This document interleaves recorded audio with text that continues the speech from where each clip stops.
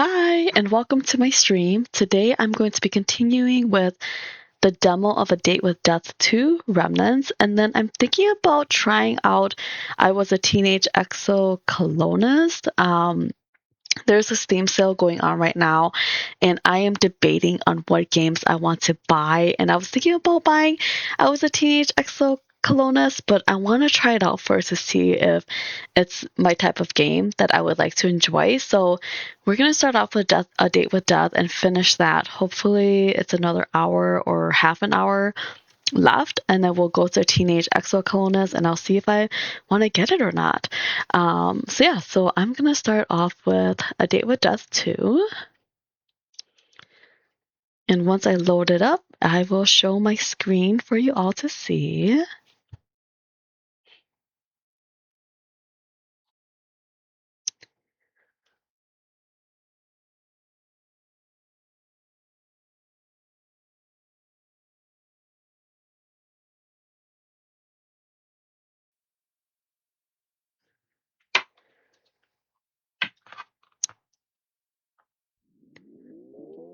Alright, here we go.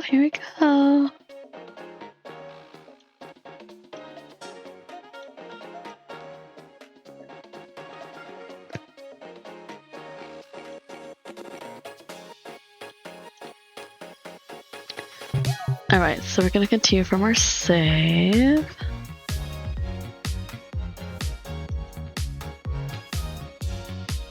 I really like the music in this game. Alright, so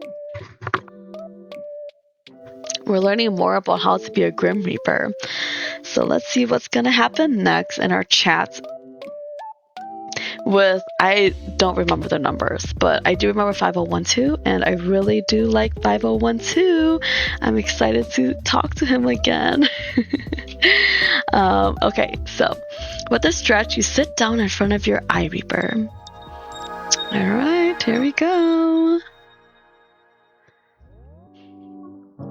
Alright, we're in the group chat, huh? That hit the spot. Oh, that was the best sleep of my life or death. Let's go with the first option. I swear, I was out the second my head hit the pillow. I guess all this glamour business really takes it out of you, huh? No, yeah, because I chose to become a hummingbird, and then 204, he even puts it here, penguins suck, bro. I can't believe he was a penguin.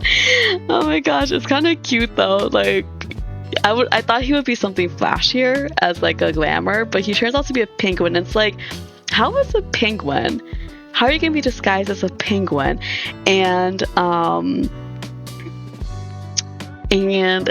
be like and reap souls, if that makes sense? I don't know. I guess we'll see what happens. How are you feeling today, 0204? Hello? Don't tell me you're still sulking. I'm gonna plug your feathers, penguin boy, or 5012 say glamours are like not real, right? Let's go with number 1. I bet they make a nice pillow. And a matching blanket. That'd be nice. Wait, penguins? They don't really have feathers, right? Or is it just like really soft feathers? I don't know. No, he's not talking to me, he's sulking. 0204? Are you still sleeping?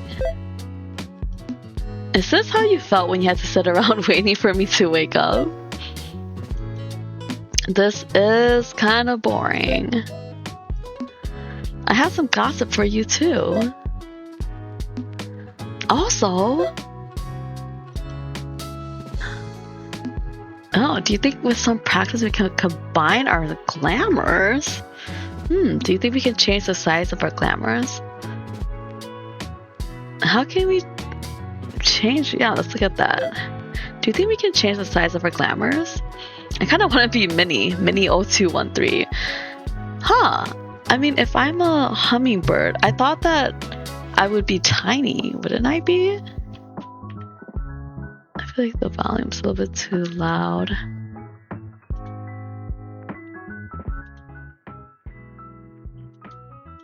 Okay, there you go. I kind of want to be mini 0213, or huge, massive, 3 times the size. Today's goal, fuck around with our glamours. Once you get your lazy butt up, that is. Don't tell me you're all playing those arcade games again. Maybe I should go check. Oh, here comes 5012. Will you stop it already? Do you have any idea how many completely, utterly pointless messages you've sent? 5012, good morning? 2, hold on, let me count them. 3, do you think it would work, my glamour plan? I'll go with number 1.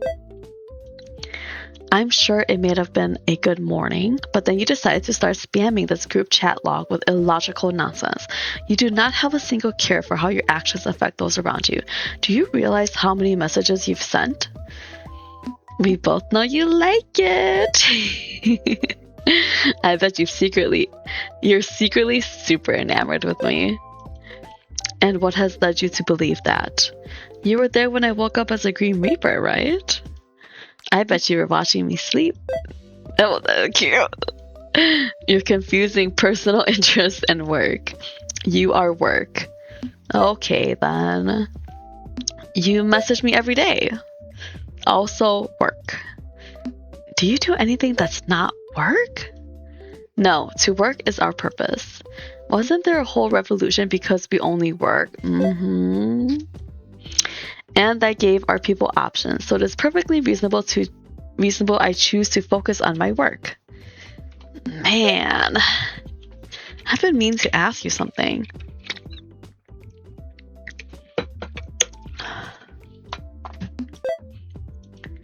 I saw a bunch of trophies behind your desk.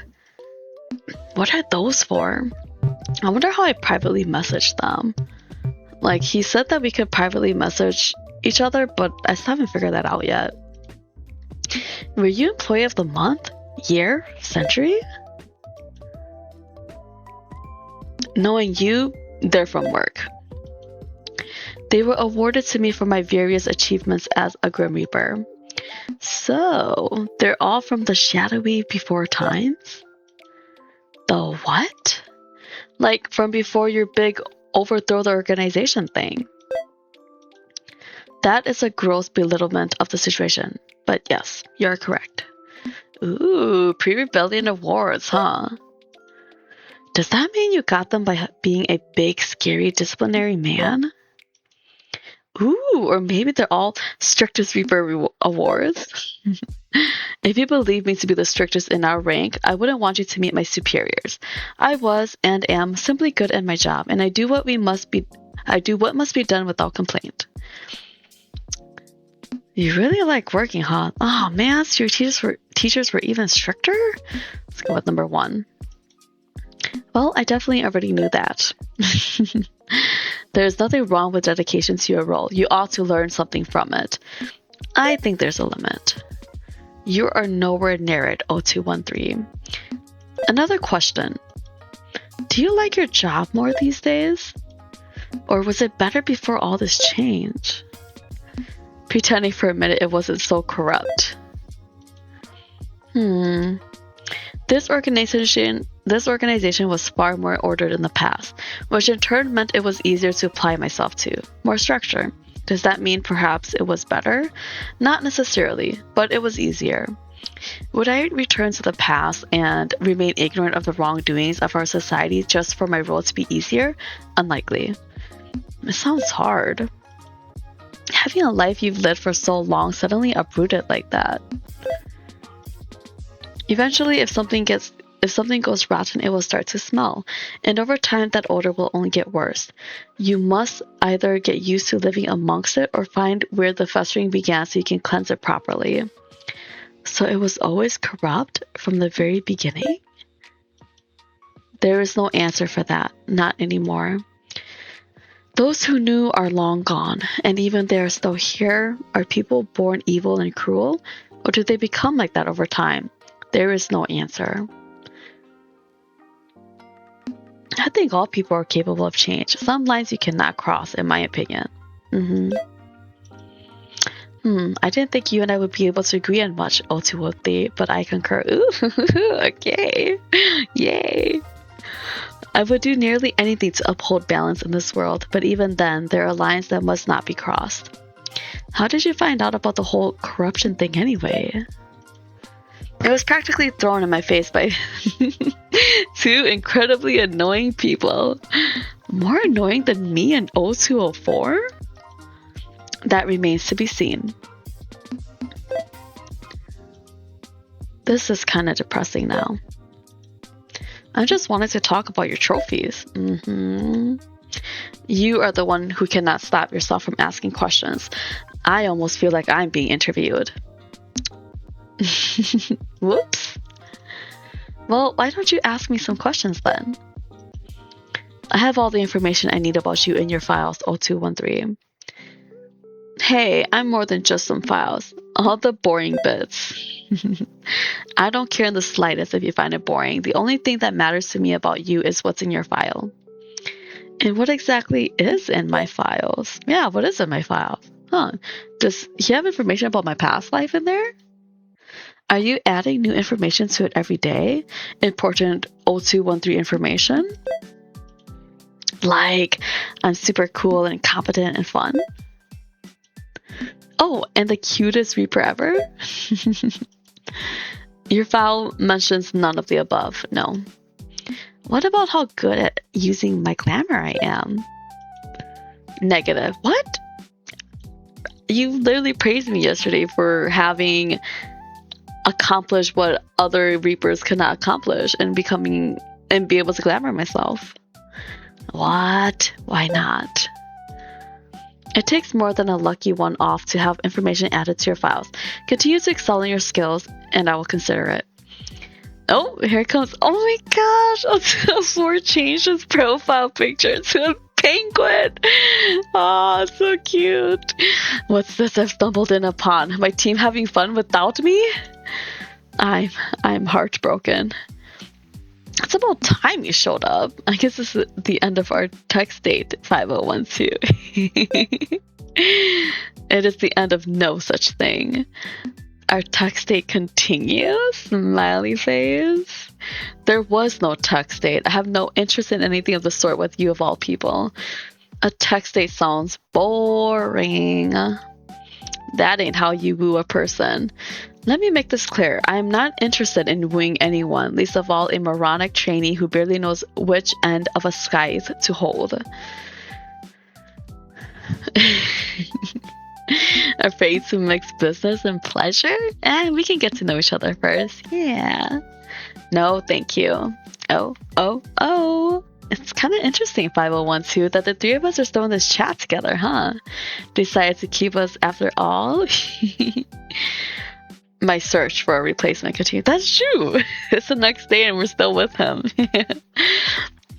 My search for a replacement continues, but our workforce grows thin. It is my hope that someone willing to take on a second unit will come forth soon. Hopefully today. That's what you've been saying. It will be the three of us until the end of time. Maybe it's time for you to admit defeat. No, I do not admit defeat that easily. Nobody would ever accomplish anything in life if they gave up after only a handful of days. And death, you mean? In truth, there is little difference between the two. It is a cycle that feeds into itself for all of eternity. Yeah, yada, yada, yada. So, well, if that's the case, what's on the table for today? Hopefully involves rebooting me. You just want to be a penguin. Be gone, penguin! It does not work like that. We discussed this yesterday, O204. You cannot change it. Even if we were to, as you put it, reboot you, the outcome would not change. Really? Like, really? Yes, really. No! Maybe if we keep practicing?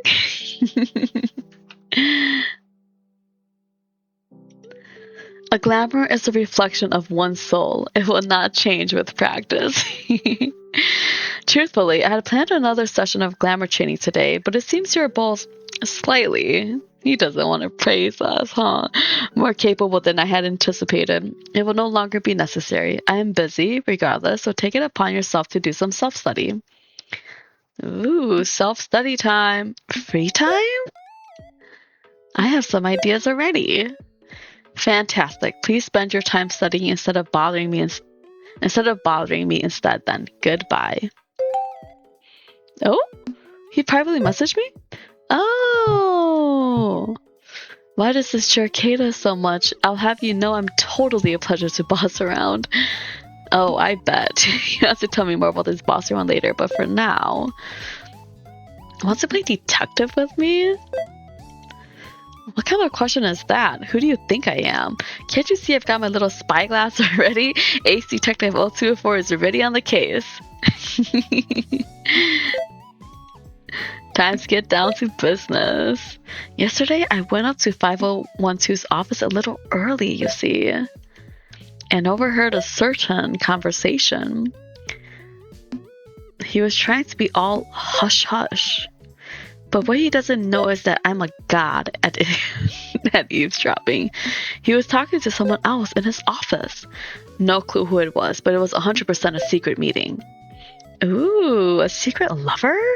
What a naughty boy. Okay, that would be extra juicy. But I don't think it was a lover. It's not like his guess was already taken anyway. They were talking about the revolution stuff. Oh, my throat is so dry today.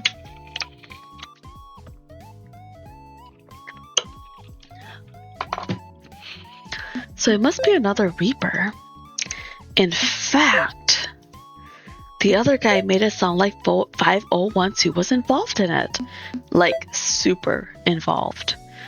Our 5012 going against rules and protocol? I don't know. He does know a lot about it though. But not to be a jerk, but I can't imagine 5012 actually having any friends. They were bickering, so probably not friends. I don't know, sometimes friends bicker, so they might be closer than we were thinking. Someone that gets under 5012's skin? I need to meet them immediately. Sound like my kind of guy. He kept asking 5012 if he had found help yet. He's totally on a secret mission. Oh, ho, ho, ho. This is getting better and better. What kind of secret mission? Wish I knew. Maybe we could work it out together. Count me in. I like a good challenge. I knew a teamwork makes the dream work, yes. Oh? Hey, oh no, 0204. What are you gonna do? What are you doing? Hey, 5012. I said not to bother me. It's work related, I promise. How is 0204 privately messaging people? I want to be able to privately message 5012. Unless he doesn't allow me to, and that's why. When do we actually get to reap some souls? Tomorrow? A week? A month? Years? Trainees must complete their beginner training before being allowed to transport or collect any souls. Trust me, 0204, your training period has barely begun. I feel like you're calling me out specifically here. Perhaps. Ooh, does he think that I'm more capable then? Should I take that as a compliment? Will we get to spend time with Reapers from other stations? You do already. Reapers from plenty of stations visit the common room of your lodgings. I, for one, am from a different station. Oh, what station is that? Why does it matter? Once again, just trying to get to know you or trying to become a detective. The 5th station. Damn, bro, really is old AF. Is that all? Good. Yeah, I wonder, so it's going down, so that means that he is might be one of the first few Grim Reapers. Though I don't know how many Reapers are in each station. Well, we tried. That was just try 1. Yeah, that was. I've got at least another 17 tries in me. We just need to keep him talking. Surely he'll slip up and unleash all of his secrets on us if we do that. Got it. Hey, 5012. We had a question. How long will it take for us to become full Reapers? I mean, can't be long, right? We've already mastered pretty much everything you've taught us. When I deem your training complete. Aw, so you're sticking around for now. So, would we be a team forever if we did become full-time Reapers? Yeah, would we? Or do you go train more recruits when you're done with us?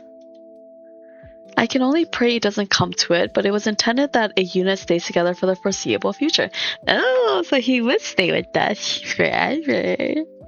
Here I was imagining how cool I'd look alone, taking souls. You telling me we gotta stick together forever? The problem, O204, is that alone, a Green Reaper cannot be held accountable for any misdeeds, and I assure you there have been many misdeeds in our history. Like the first game where they fall in love. He fell in love with the mortal. In a team, we will be able to ensure that souls are taken correctly and abilities are not misused. An added bonus is that the potential for soul sickness is divided out amongst all those who harvest a soul. Working together is, unfortunately, the only way forward for our kind. Wait, what? I literally just in a team, we will be able to ensure that souls are taken correctly and abilities are not misused. An added bonus is that the potential for soul sickness is divided out amongst all those who harvest a soul. Working together is, unfortunately, the only way forward for our kind. Wait, what's that? A sickness? A disease? Please tell me it's not contagious. Think of my beautiful face, 5012. No one has explained the soul sickness to you yet? Isn't that kind of your job? That's exactly what I was thinking. Fine. It is a sickness, yes. To put it simply, when a Grim Reaper is created, it uses the soul of a human, a living being. It is an imperfect process. Oh, does my own soul get used up? Humans have no need to balance their souls, which are grounded in light, but we do. We exist in a delicate balance of light and dark. Should we tip too far in either direction, then our bodies will grow weak and it can lead to our death. Huh. Ferrying souls to the afterlife tips our souls towards darkness. Crossing the river is costly for us, who are made up entirely of soul. Opposingly, spending too long in the mortal realm tips our soul towards light. Both cause the soul sickness. So how do you get a middle ground? Do you have to just go back and forth, back and forth? Damn, that's scary. Can't we just take turns collecting souls? Why is the process imperfect still? Don't worry, I've always had good balance. Yeah, why is the process imperfect still? Since it must be have been years, centuries or something since they've been reaping. Because those who were once in charge had no reason to fix it. Why bother when they were living comfortable lives while we slaved away under their rule? Oh, interesting.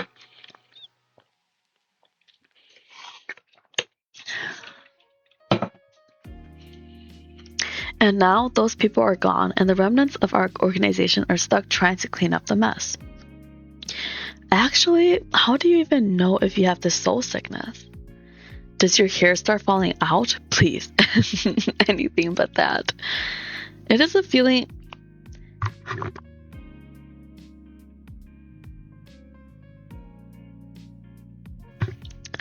It is a feeling like exhaustion at first.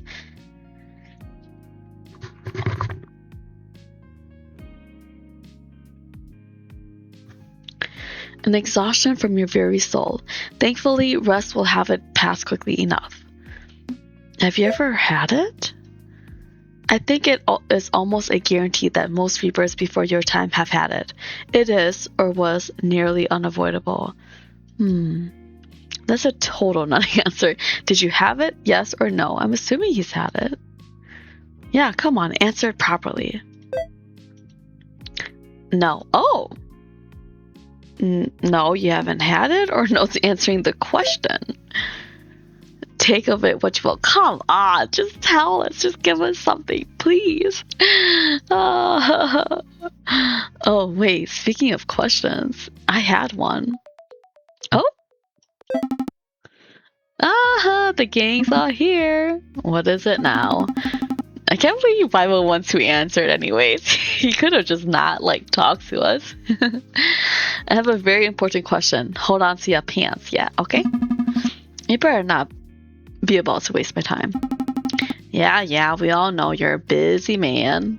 So busy that he can always respond to us? I don't know. Is that the penguin thing again? Must be serious if you want to talk about it on the call. Aren't I always serious? What do you think of me? I'm hurt. 5012. Oh, shoot, I should have read it first. There's no doctor in this plane or another who could fix him. Wow. Okay, that's a little cruel even for you. It appears my assumptions were indeed correct and you intend to waste my time. If you decide you truly have something important to say, either forward it to me privately or bring it to my office after scheduling a meeting. Goodbye. We haven't talked about your secret meeting yet. Oh, who jumped out of your window? Wait, I heard you. I would hope so. No, I mean, in your office last night. Oh, we're actually just going to talk about it now, huh? 5012. It's not something illegal, is it? I don't really want to go to prison. Hell, prison, the worst one of all. What are you going on about now? If you're in need of rest, then feel free, but stop bothering me with your senseless accusations. What secret work are you doing? There's something you're not telling us. Yeah, spill the beans, Grandpa. Openly admitting to eavesdropping on your superior is cause for punishment, 0213. I gave you plenty of chance to step back from your claims. You will be to blame when that comes back to bite you eventually. Can't blame a girl for being curious. It's more like detective work. Not my fault you were arguing so loudly. Can you introduce that? Can you introduce us? Someone else that can get under your skin? I gotta meet him. Same. Come on, 5012. Introduce us already. No. Why? Man, you keep all the fun stuff to yourself. Are we done here? No, I'm going to ask at least a dozen more times. I'll wear you down eventually. I mean, this is really going to take away from our training time. It is not relevant to you in the slightest. My personal tasks have nothing to do with my team ones. Why'd your little friend call you a rebel? Did you lead the revolution? It was not led by any single person. You and your friend then? He and I are far from friends. You guys are friends, just admit it. Workmate? Colleague? Every Grim Reaper in the RAD is a colleague. You're seriously beating around the bush, dude. Who is he? A pain in my ass, that is who he is. Any further details are irrelevant to you. I don't know, pain in the ass sounds pretty relevant to me. How about the whole secret meeting part? Don't tell me a resident workaholic is doing something not work-related. Wait, you asked him to take on a unit, didn't you? Is he who you're trying to push us onto? He refuses, so it makes no difference. A shame, really, because despite his issues, he is talented in his work. So, he's your boss? That's kind of boring. 9 hells, no. I am from the 5th station. If anything, I am his superior. Why do you both care so much about a man you've never met? You're being so evasive about him. Totally being suspicious. Fine, his existence is no secret. In any case, if you must know, it was he and his human lover who uncovered the lies that led to the rebellion. It is because of them that so much change has taken place. He is the one with the human lover? Ooh. Shouldn't you be thanking him? Instead of offloading work on them? They have created more work than ever before. Some of the responsibilities should also fall to them. But isn't more work? No, I guess that makes sense. Of course it does. And since there's more work to do, how about you stop being stubborn and let us in on it? I know we annoy you, but we can help. 5012, just tell us you need us, and we'll do anything for you. Anything. Anything, 5012. Quiet. But on a serious note, and yes, I can be serious, I'm down to help too. It's like a secret mission. This isn't something trivial for you to make a mess of. Of course.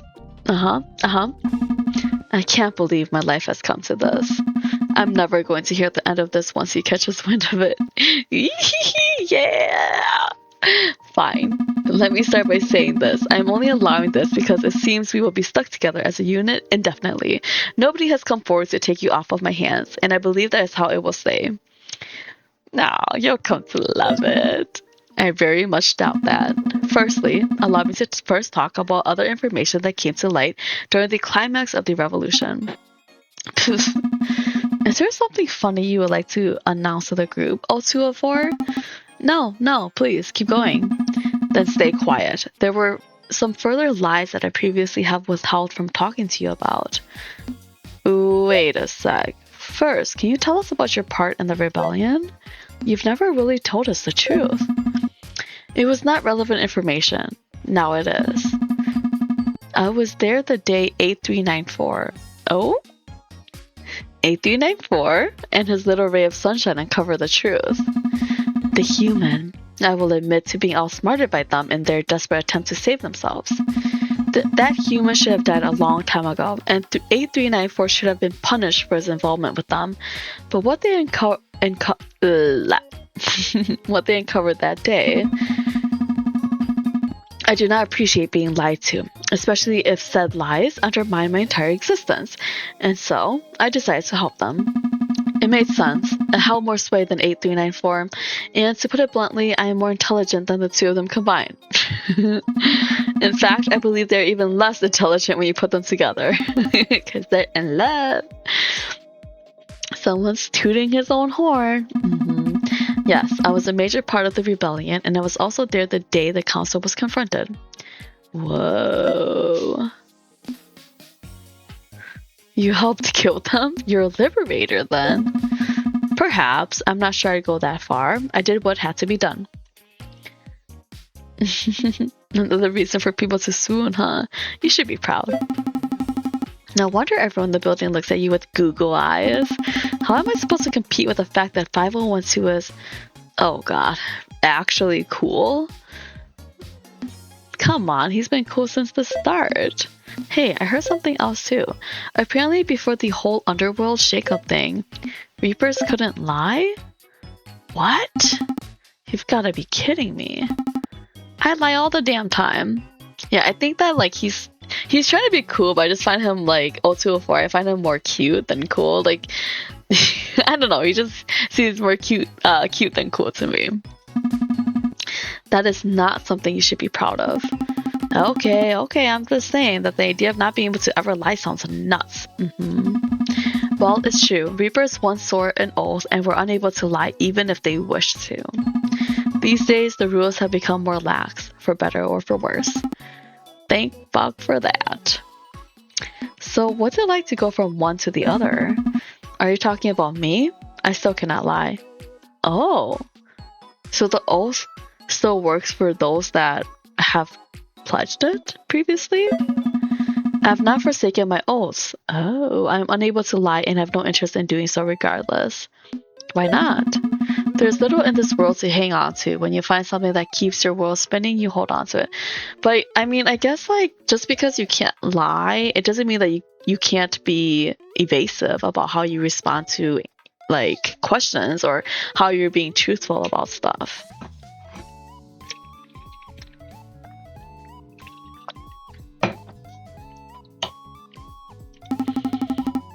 The only thing worth holding on to is your little rules.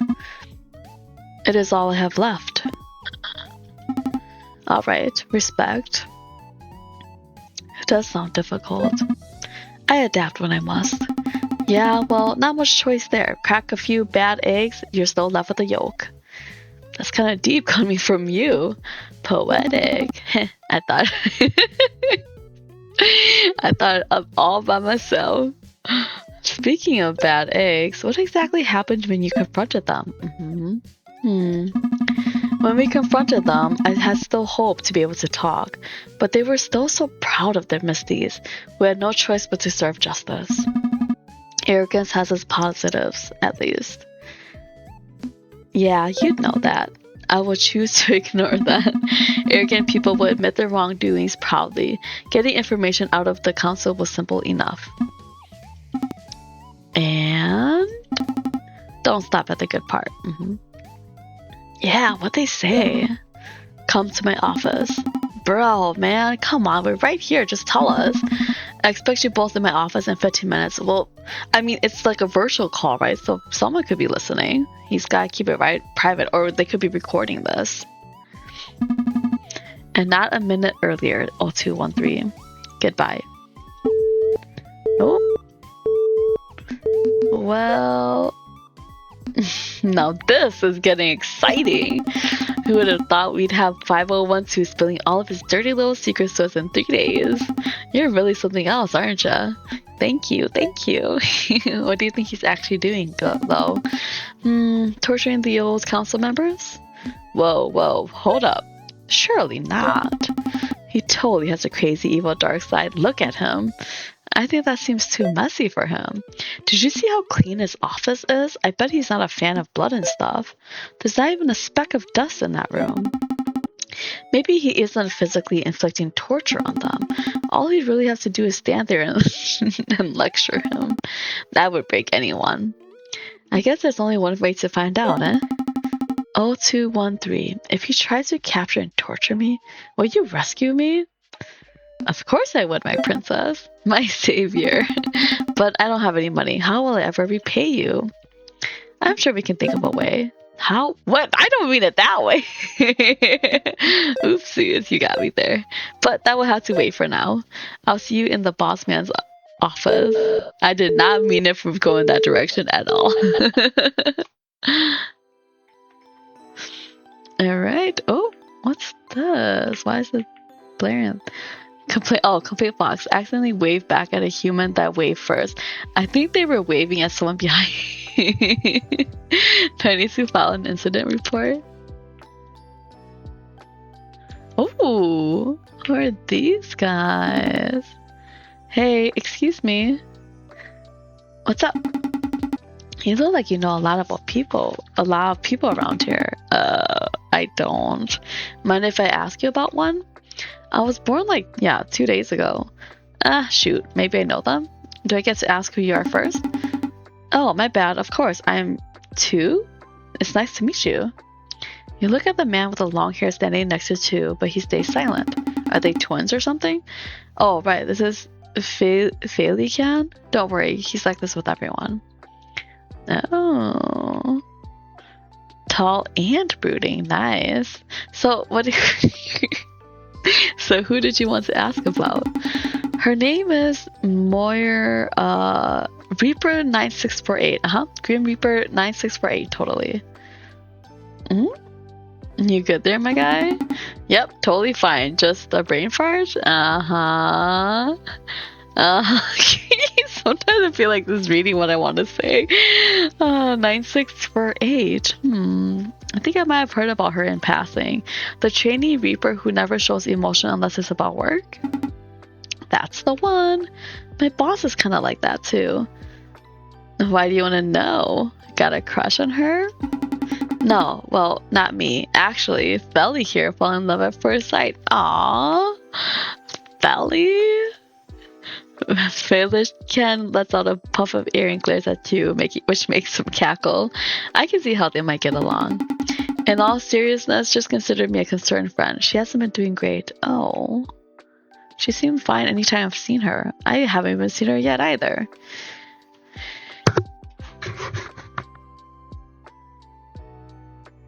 How do I suddenly know about this person? She's in a different station from me, but she seemed friendly enough. Did she ever mention her trainer, or maybe someone else in charge? Maybe something about someone exploiting her, or making her life hell? I've never actually spoken to her. I only know her number because of you. Speaking of, what are you two's Reaper numbers? Mine's 6913, which I guess makes Felly's 6914. You guess? Ju looks at Felly awkwardly, who stares back at him as blank as ever. I guess. We tend to just go by our names. I'm curious. Are you guys twins? How does that work? Did you come out of the same pod or both wake up separate and then meet a copy of yourselves? We're not twins. Oh, they look alike though. He speaks! Wait, you're not? How do you two look? It dawns on you then that the pair aren't just similar. Oh, are they clones of each other? They're identical down to the moles on their noses. Felix-chan steps out in front of Ju, but is drawn back into a tight hug. Damn it, Felly! Quit telling people we're not brothers. I'm starting to feel... Gah! You didn't have to knee me. I just wanted a hug. We never get this chance. Anyway, sorry about him. He gets grumpy if he has to socialize. Two grimaces, clearly uncomfortable as Felix-chan stares daggers at you. If looks could kill, you might already be dead. Again. Anyway, how do we look so what? What? Anyway, how do we look so what? So sexy, good looking, attractive?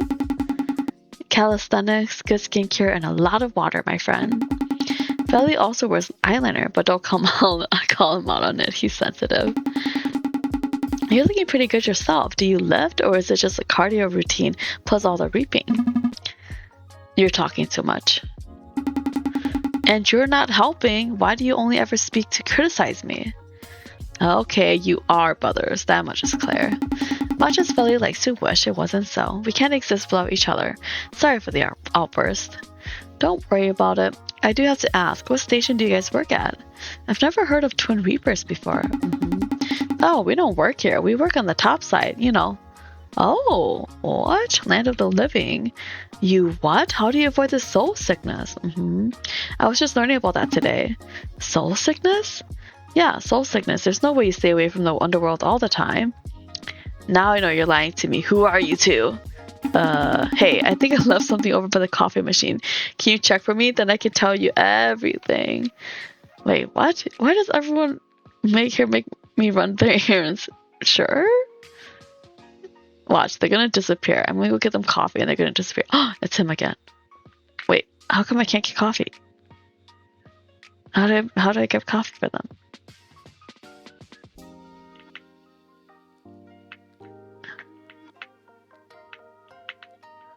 Okay, let's just talk to this guy again.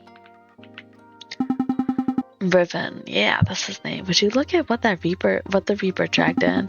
You're a newbie, aren't you? Am I in danger right now? That depends, really. It's more fun if I don't tell you. Relax, I don't bite. Well, I won't bite you. You're not my type. Aw, darn it. You're innocent, sure, but I need something more than that. I want to corrupt things that will never recover from it. Oh, dang. Dude, you have problems. Yeah, you do. Say, have you ever met a fallen angel? I don't think so. Neither have I. I want to make one with my own hands. Is that why you were talking to that angel from yesterday? Or you were eyeing him up? Well, good luck with that. Guess it's good to have aspirations? I'll leave you to it then. See you around, cute newbie. Well, you call me cute, so maybe I am your type in a way, huh? Oh, here's the coffee. Okay, and grab the coffee. Wait, what? There's nothing here. What's going on? See, watch. I go back and they're gone. They're gonna be gone. Yeah, they're gone. I knew it. You're right back at the spot where Chu and Felly were a moment ago, and find them gone. Well, whatever. They aren't the only suspicious people in the other world, you suppose. Alright, let's go meet 5012. See what's up. The elevator is probably still broken, so we'll take the stairs. Yes. You arrive outside 5012's office like clockwork. It's strange how quickly the unfamiliar becomes familiar. Just a few days ago, you were allegedly human. Now you stand outside the office to your new boss, who happens to be a Grim Reaper. This time, the room beyond is silent. No exasperated sighs or hushed words await you. You were just bringing your hand up to knock as the door opened from the inside. Oh my gosh, I love the chibis. It's so cute. 0213, are you going to loiter around outside my office all day, or will you be joining me? Shit! I was just about to knock. Jeez, be patient. You've been standing there for half a minute. How do you know? Got a security camera pointed out here? Your shadow was cast under the door frame. Oh. No secret spy system? No, but if you continue to loiter around the premises, maybe I will look into having one installed. Come on, it was just one time. Twice now. Are you coming in or not? He stands slightly off to the side. He looks down to you as you step past him. He looks up at you as you step past him. He looks you directly in the eye. He looks down to you. I'm short, so he can look down to me if he wants. So, how's things? What's your favorite color? Do you like rain? Do I like rain? That's what I asked, yes. I suppose if I'm indoors, I do not like to stand around in it. Fair, fair. Is that because owls don't like to fly in the rain? Oh my god, I just realized that we're all birds. Oh my gosh, we're a dream bird team. He's an owl, 0203 or 0204 is a penguin, and I'm a hummingbird. I didn't even realize that when I selected that option. 0213, I believe you have a misconception about glamours. I'm not physically an owl, it is an illusion. The rain does not affect me. Right. Favorite vowel? Be quiet. Yes, sir. Before either of you can continue, the door opens once again, and in strolls 0204, hands in his pockets. He smiles towards the two of you. Look at us, all nice and cozy, standing in an odd little triangle formation. How cute. We're like a real team. Without a word, you see 5012 walk back towards his desk and pick up a stack of documents, which he brings over to the corkboard in the back corner of the room. Up until now, you hadn't taken much notice of that. Your attention was usually on the man himself. Only now you peer in a little closer, and you see a variety of things. Pictures, maps, diagrams, little notes in a string connecting dozens of different points. I don't know, I noticed that since the beginning. I will allow you to help on one condition. And what's that? Hit me with it, boss man. Neither of you will get in my way or otherwise impede my duty. Can't you tell us what we'll be doing first? I will have your word first. I can only speak for myself. But whatever it is you need, I'll do it. 0204? I will be on my best behavior, big guy, promise. I mean, if Sunny is getting involved, I can't just miss out, can I? Very well, that would have to do. I should go without saying, but what I am about to tell you needs to stay behind closed doors. Wow, so it is a secret mission. Didn't you, rebel against society or whatever to stop so many secrets? The irony is not lost on me, but I do what I must. For now, it is the best solution to the problem. To cause even more of a spectacle now would only make us fall backwards even faster. Alright, that makes sense. It is my duty to investigate the terminated Reapers from the years before the Revolution. Their numbers are much higher than originally theorized, and they are difficult to search for. Whoa. Correct me if I'm wrong, but I thought terminated meant, killed? Man, wish I had some popcorn right now. I'm gonna eat some popcorn right now. This is not common knowledge, and not the case for all terminated souls. Many a Grim Reaper was truly terminated, killed completely, if their souls were deemed defective beyond measure. How did they deem that? However, not all of them. No, a Terminator Reaper was first sent for judgment by the Council in secret. There, they were given a classification. Said classification determined what would happen to their soul. The first stage, SY, or stage yellows, were those classed as still having to use a system. Oh, here we go, it's lecture mode. SY terminations were the most common type of recorded terminations. These Reapers were essentially reset. Oh, their memories were erased and they were wiped clean to be put back to work in a different faraway station. Whoa, what? Their memories got wiped again? That seems harsh. Indeed, but a small mercy is that it saved them from being completely destroyed.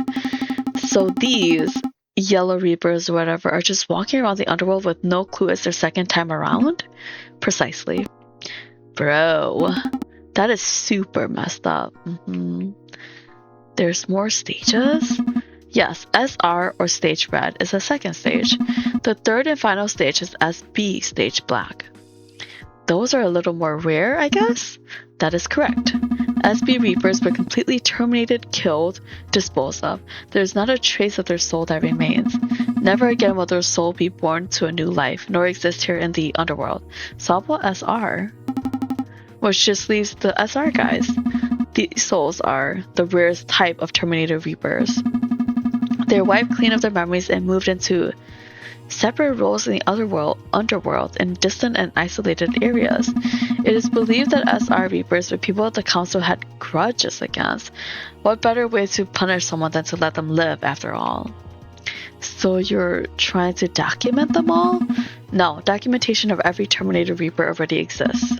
I've been trying to track down these souls. What, to tell them the truth? They were forcibly wiped, and it is the opinion of our new leadership that they are offered the truth. It is a small mercy, but it's one we can offer. But that is not my primary purpose. I've been researching a way for Terminator Reapers to have their prior memories restored to them. Oh, interesting. It is my job to offer these memories back to them. You're doing something nice? You? I didn't know you had it in you. I am doing what is just. Niceness does not come into the equation. It is right. Aww. I think you're nice, actually. Yeah, even if you won't admit that. I am owed little credit. My task is proving more difficult than I anticipated. The SY Reapers are simple to track down, as their documentation gives their exact location and station numbers. The only problem with them is the vast number of them. The true issue I'm having is with the SR Reapers. Their locations are shrouded in mystery. While we have some documentation, they are listed as either being voided or left afloat. Not ominous at all. Are they code names? It is likely. They are secret places that only the council members knew about themselves. Now they're gone, and we're stuck digging through the mud in search of answers. Well, I for one am eager to help. It's like a big game of hide and seek, yeah. Finding these souls will not be mere child's play. Where do we even begin? Here. 5012 pins a few new sheets of paper to his board. Honestly, it's a miracle any more even fit. You see a small list of Reaper numbers, some with station numbers attached to them, and some without. You notice the one on top has an extra note, voided. Familiarize yourself with these Reapers. They are the initial set of yellow and red terminations I am looking for. This is a long-term project. Do not expect to turn up tomorrow and fix everything. The world does not work like that. Our job is to help and restore the memories of these Reapers. We will work on the yellow ones whilst searching for the red ones. Who is that voided one? How many SR have you found so far? How did you ever do all this alone? Who is that voided one? A favor.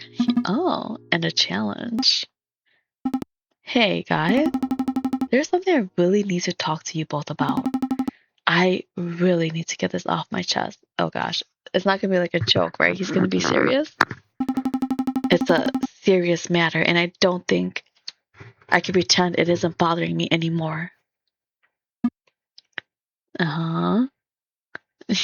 Yes. Oh, 204. What is Atlas? What?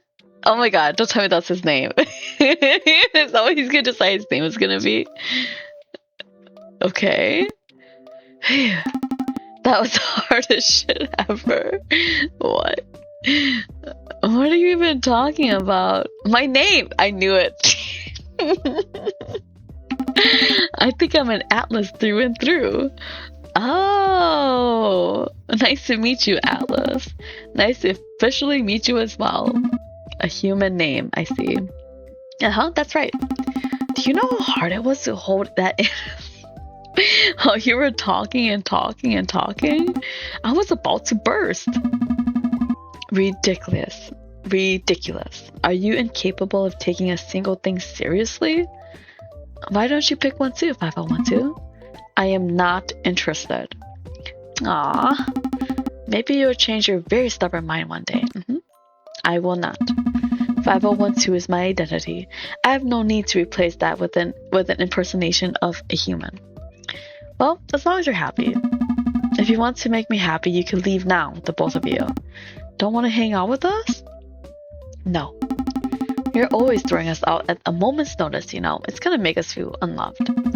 And you are always overstaying your welcome. Even me? You... Less so. The head on your shoulders is at least the tiniest bit more sturdy. Oh, he's warming up to me. Wow, rude. Can a guy be excited about finding out more about his identity? In your own time, not mine. Well, thanks for letting us help, 5012. Only the future will show if I've made a grave mistake or not. It won't be. Thanks, I feel like I have a purpose now. You had a purpose before too. Thank you for giving me one that feels extra meaningful. Smiling. You are welcome. Tomorrow there is much to be done if you wish to accompany me. We'll be meeting with our first Yellow Reaper, who resides in this very building. It must be done with utmost respect and care. I will notify you if anything changes. Sounds good. I have a lot to think on. Thank you again. Time for rest for now. You make your way out of 5012's office, leaving behind the newly named Atlas. There is a small part of you that thinks you probably should have dragged him out with you, but you're sure 5012 can deal with him. You flop down on your bed and think of your day. Terminated Reapers are all over the underworld with no idea they're living a second life down here. And now it's your job to help them. But that will come tomorrow. Today it was time to rest, at least for a little while. Is this the end of the demo? Oh, when your eyes open again, you see a vast space of infinite white.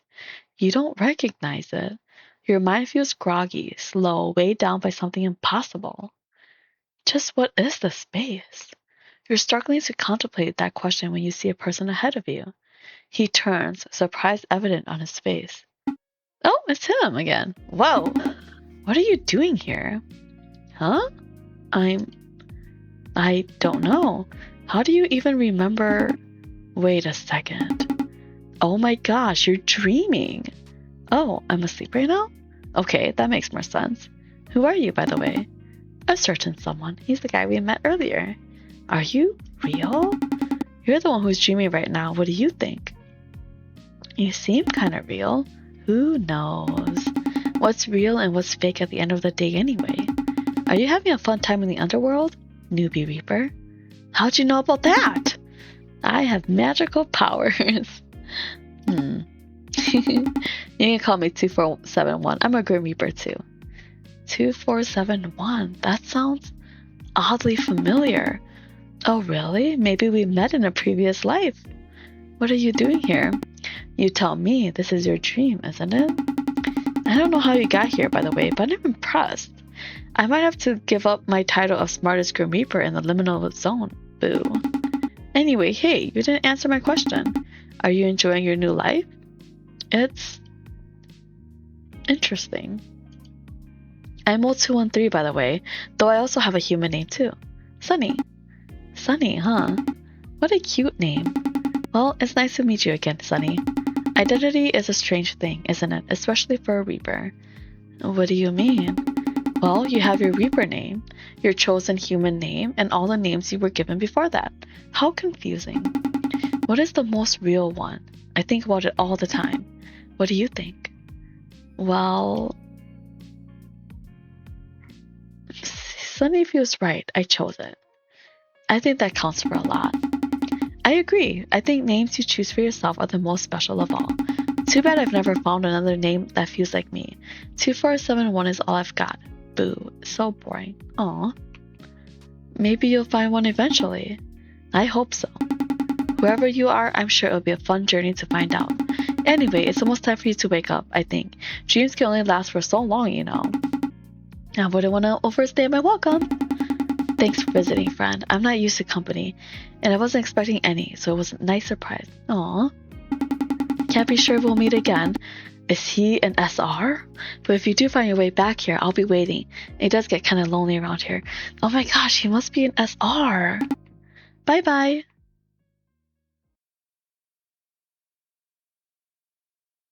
Is this the end of the demo? Oh, it's the end of the demo! Oh gosh. Dang. Oh, let's enjoy the music. I'm enjoying it so far. I'm actually looking forward to playing this game. And oh my goodness, the characters are so good looking. I want to find out more about these SYs and SRs. Gosh, this sounds like it's going to be fun. I can't believe I'm going to have to wait until 2027. And I don't even know if it's going to be coming out in Q1. So we'll see, I guess. I hope so. Yes! If you haven't yet, now is a great time to check out A Date with Death 1 and A Date with Death 0. That's all for now. See you next time in the underworld. Wow.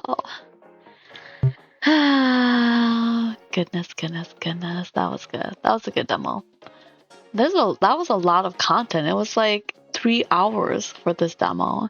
And like we barely scratched the surface, so it must be it's probably gonna be a long game.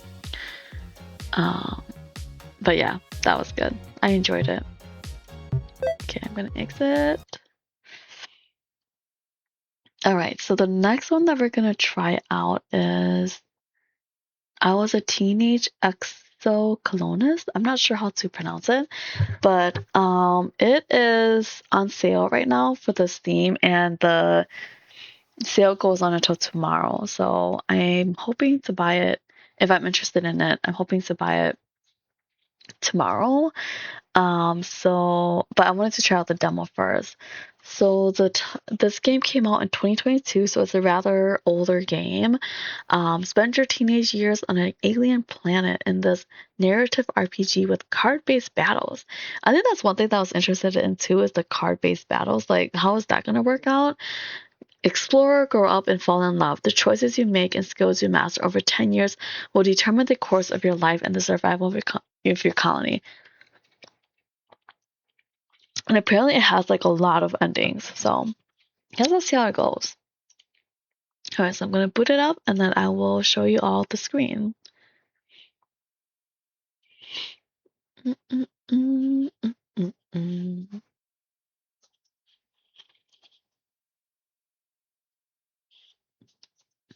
I haven't really looked into this game fully, so it's going to be a surprise for me, I guess, to see how this goes.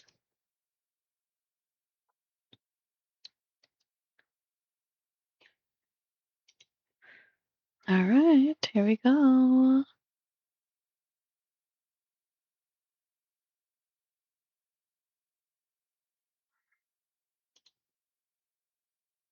Let me show the screen. There we go. Bum, bum, bum.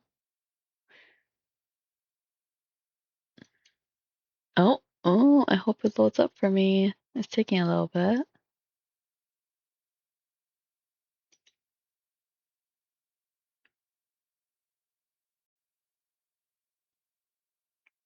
Oh no. Oh no. Hold on, hold on.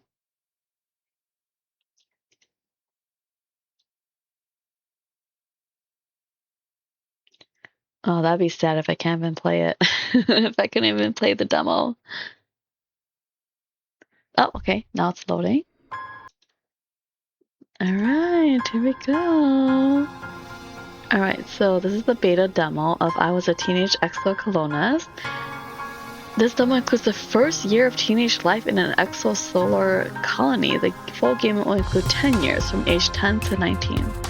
Ooh, wow, that sounds like a lot. Let me just lower the sound. I feel like the music is always tends to be loud. Okay. Let's look at some content warnings. So I'm gonna read the content warnings, and I'm glad that they put it like this. So I Was a Teenage ExoColonist is suitable for ages 13 and older and does not contain excessive violence or explicit sex. However, it does deal with mature topics which will be uncomfortable for some players. There are many ways to live your life on Vertumna, and just like in life, some choices can lead you to dark places.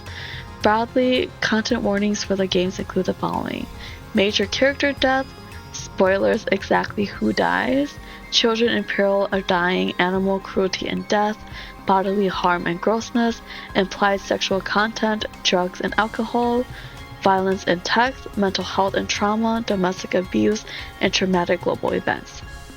So if any of these are triggering for you, please don't watch me play this. You can always watch a different game that I play in the future, but these are some of the content warnings that the game has. Alright, so I'm gonna check it out and see how it goes. Probably gonna play for like an hour or so to just test it. I get worried because whenever I play demos, I think the only demo that I found so far that actually saved and I could play or continue playing it was Moonstone Island. So I don't know if this game will have that option as well. So I don't want to, like, if I really like it, I don't want to get into it I don't want to get way into it and then have to restart over again.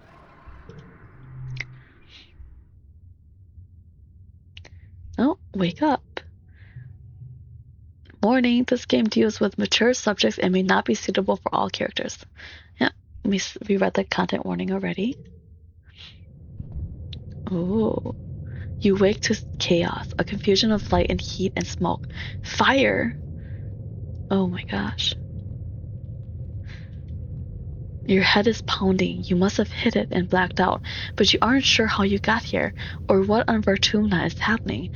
There's something important you need to remember. Your stomach lurches as the floor crumbles beneath your feet, then collapses. Your body aches and your eyes burn from the smoke. A figure appears through the flames. It's your friend. Your friend? Wait, why can't you remember her name? She's gesturing and shouting at you, but all you hear is a ringing in your ear. What's going on? You try to speak, but the words come out jumbled. Your throat seizes around a lungful of choking smoke, and you feel dizzy and confused. Your friend pulls you out of the rubble. She throws your arm over her shoulder and half jakes you towards the door. Though through it, you see a deep, airy twilight, dark blue and cold against the heat of the fire around you. Glow season. Oh? Glowing eyes! You shake your head to clear your vision. Is that some kind of dog? Like from Earth? Oh, what the heck? The creature howls and lunges. Oh, its jaws open. Whoa, I did not think it was gonna get that intense right away.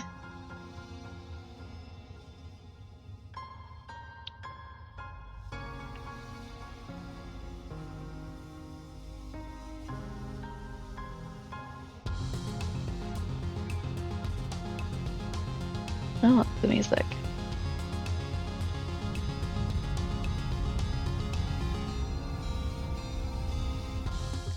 You're born on the stratospheric Earth's first colony ship, halfway through its 20-year voyage through a wormhole at the edge of the Sol system. Your parents run the hydroponic gardens, which make fresh air and vegetables for the ship.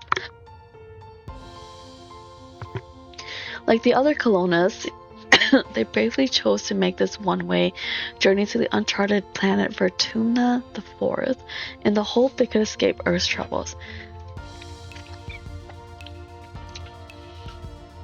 No, they had it the old-fashioned way, merging their genes like they merged their cultures and traditions. They name you Solana.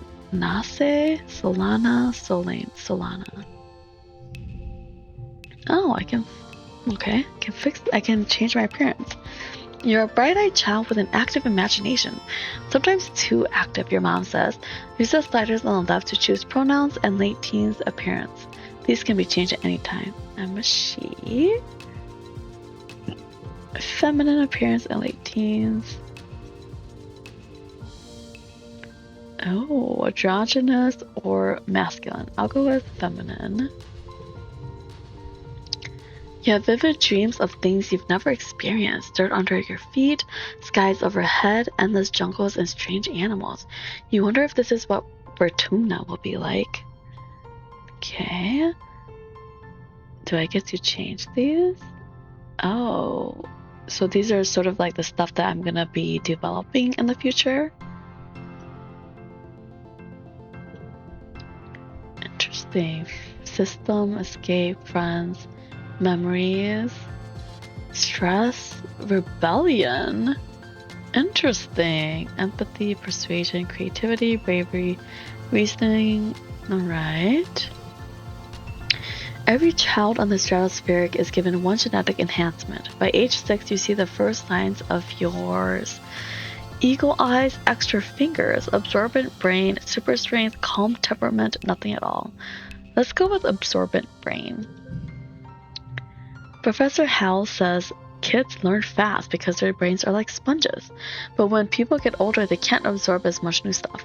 Not for you, you're always learning, and your curiosity knows no end. Ooh. Okay, +1 skill on... What is that one? Reasoning? Challenge win. Is this like part of the card game thing? The other kids have trouble keeping up with you, but one tries. Energetic and loyal anemone, tough and gentle Cal, bold and confident Mars, quiet and adventurous Dis, studious and mature Tangent, shy and sweet Tammy. Let's go with studious and mature Tangent.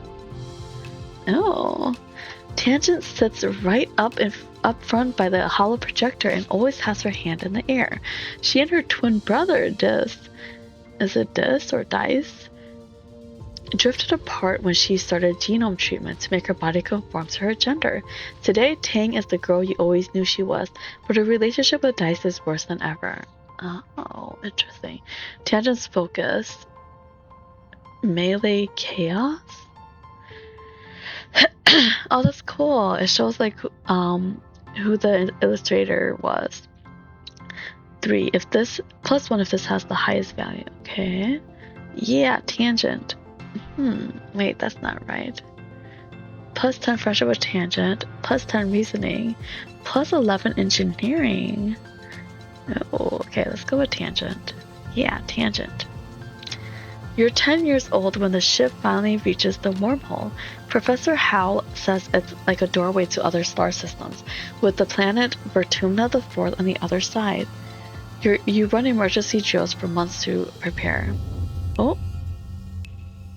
When the day finally comes, it starts with a rumble. Then things start to slide off the tables. You hurry to gather near the escape pods, just in case. The emergency area is crowded with families. It's going to be fine, Solana. Your dad soothes. We'll be through the wormhole and down on the planet before you know it, just like we've practiced. Your mom gives him a sharp, worried look. Uh-oh. That's adding to my stress. Red emergency lights switch on as a siren begins to sound somewhere deep, distant in the ship. You try to breathe slowly, but you were taught. But you're very scared. You look out a porthole. The stars are gone. When you're frightened, you put on a tough face, get in touch with your emotions, or find a distraction. Oh, okay, so get in touch with your emotions. You bawl like a baby.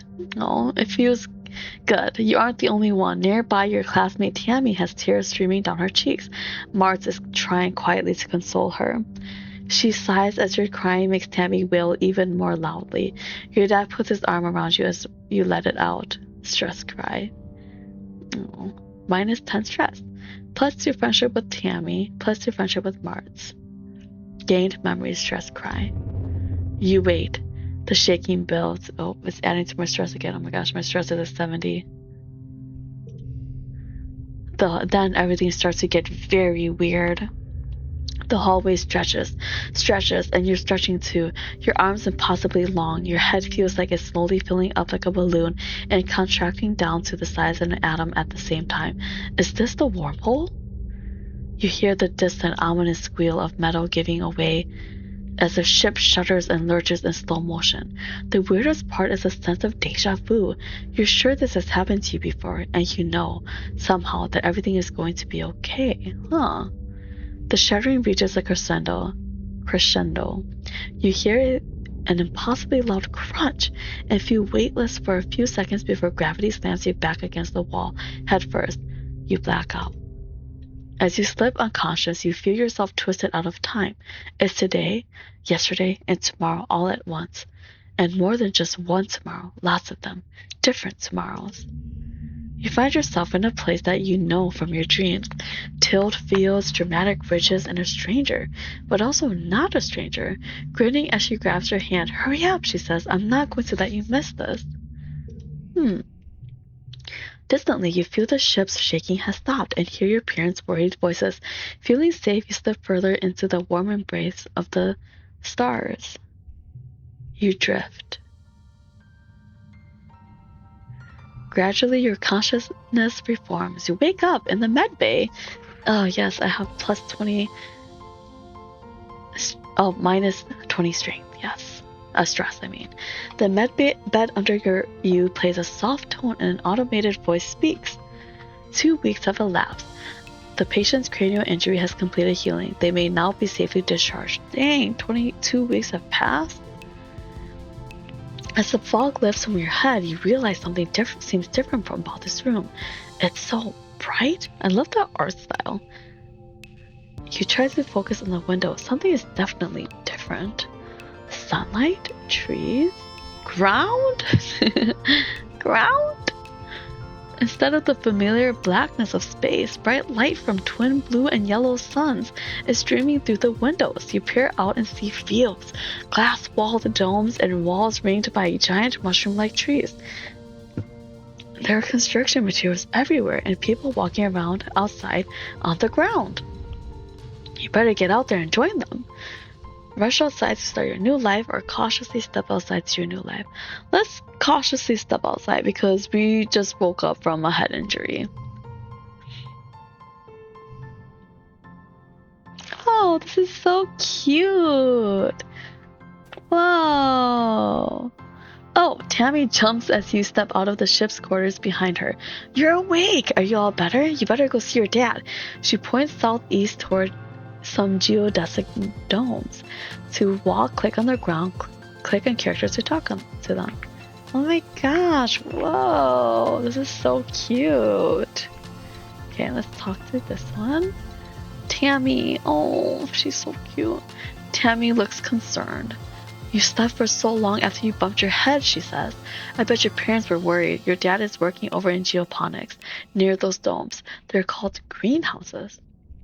I would go with you, but, well, this is as far as I've been from the ship since we landed. Oh, Tammy stammers, blushing. It's scary outside, I'm sure. Alright, what's this? Engineering. A low throbbing noise comes from the engine room, which provides power to the colony. Other corridors lead off to the teaching labs and medbay. You know the route to your classroom well, but the rest of the wing is off limits to children.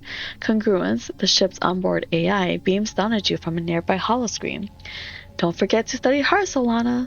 Oh, interesting. Okay. So cute. Oh, what is this? Like, interesting. Is it like badminton or something? Oh, there's my dad. Hold on, I'm gonna go look at other stuff. Oh my god, look at the fluttering of the snow.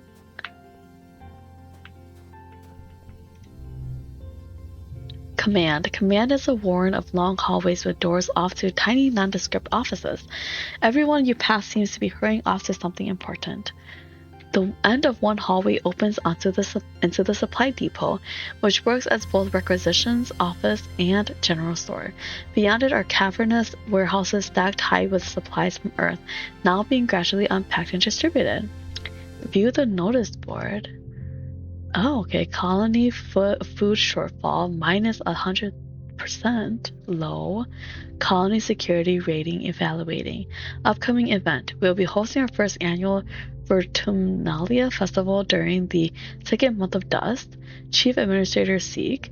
Notice. Take precautions outside the colony boundaries. Xenofauna have been sighted in the area. Survey teams are investigating. Current council administration. Okay. Alright, let's leave. Okay, I guess we'll go talk to our dad then. Oh, look at this. These plants. Oh.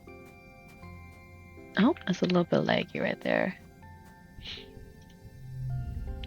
Solana, your dad gives you a big warm hug. I'm so happy you're finally awake. Dr. Instance thought it'd be best to keep you asleep while your noggin healed.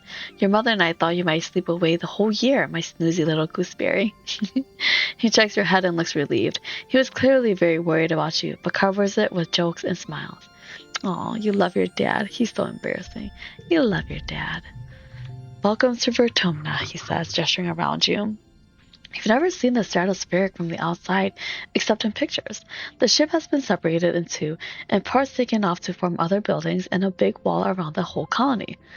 How did they move those parts? The alien jungle creeps right up to the wall. Only the geodesic greenhouses pass outside it, dotting their way up the hill.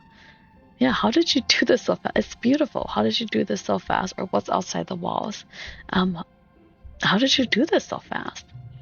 You've been asleep for weeks, my dear aubergine, he says, and these geodesic greenhouses practically put themselves up. But some of this is only a quick, temporary solution, he admits. We'll keep growing and improving things. One day our little colony will be as big as a whole city. Oh, before I forget. He pulls a package out from his satchel and hands it to you. You blink and stare at it blankly. Don't you know what day it is? He asks. You honestly don't. You remind him that you've been asleep in bed bay, yeah. Happy birthday! Oh, it's my birthday! He shouts, wrapping you in a warm hug. Your birthday already? You feel a dizzying sense of deja vu. You stare hard at the wrapped package. You know exactly what is in there. You remember it. No, you dreamed about this package some years ago on the ship. Inside will be a small medallion in the shape of a sun that your dad made by hand. Open the package. Tell him you know what's in it. Don't open the package. Let's just open the package. I hope he doesn't think that I'm crazy if I say something. How? How did you know this? It's exactly as you imagined, as you dreamed. A feeling of panic rises in your throat. Your hand shakes. But how? Your dad notices. Are you okay, Solana? He snaps his fingers. Dr. Instance shouldn't have let you out so early. Sometimes those sleeping meds take a while to wear off. They might make your head feel funny for a few hours. You nod. Maybe. Maybe that's all it is. Someone shouts your dad's name. Listen, I'm so sorry, Solana, he says, but I have to get back to work. There was an accident when we landed and... He stops himself. Don't worry, we're going to fix it, your mother and I. What? What's the accident? I hope it's nothing bad. Professor Hal is expecting you in classes if you're feeling up to it. Your dad says, pointing west to the engineering wing and the rear end of the bisected ship. Then he points to the large doors you came out of earlier. Or you can relax in your quarters until you're feeling better. We'll talk later tonight, he says, then kisses the top of your head and ruffles your hair. Have a wonderful birthday, Solana. I love you. Aww. Unlock study humanities and engineering. Love you too, Dad. Give him a thumbs up. Love you too, Dad. Okay, to enter buildings, click on the door or the flag beside it, or get close and press enter or another action button. Then choose an activity for the month to gain skills and advance time.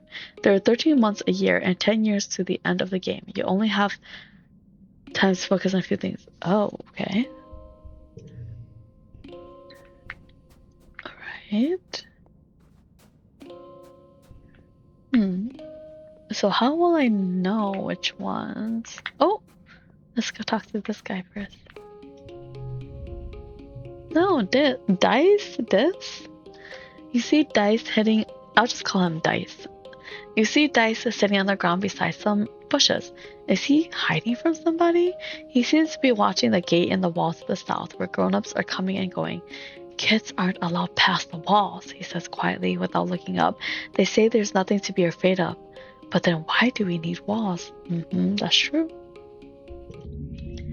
You stare at the gate and have a sudden rush of memories so strong that you think you might faint. Oh my gosh. I didn't think it was gonna be like this. You imagine something crashing through the wall, something enormous and dark and wriggly.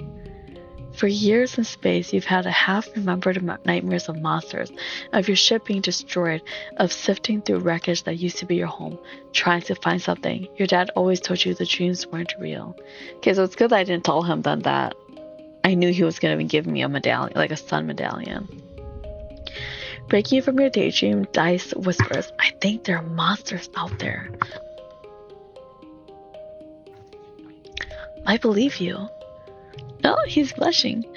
No, you don't, he says. You're being sarcastic, I can tell. Nobody believes me. He turns his back and ignores you. They're huge and wriggly and dangerous. Stop making fun of me. Oh, I made a bad impression instead, even though I mean it. Dice pouts. You're as bad as Martz. But I was being serious. Alright, let's talk to this person. Who's this? Hiya, Solana. Anemone. That's cute. Anemone seems really at home here. She's rolling a sports ball around with her foot, making patterns in the weird blue snow. This stuff is different from snow on Earth, she tells you, because it isn't cold. But it's so neat, and you can make stuff out of it.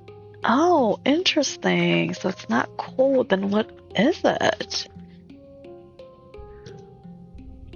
Your foggy head clears a little. Anemone is simple, physical, real.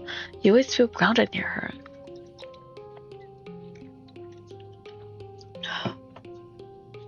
What are you making? Just snow spirals, she says. But earlier me and Cal made a big snow pal. You missed it while you were sleeping in medbay. She smiles her proud gap-toothed smile at you. Now that you're awake, we can play. Have you seen any monsters? Nope, just some little bugs. The grown-ups would say if there were monsters, right? She shrugs, then smiles reassuringly.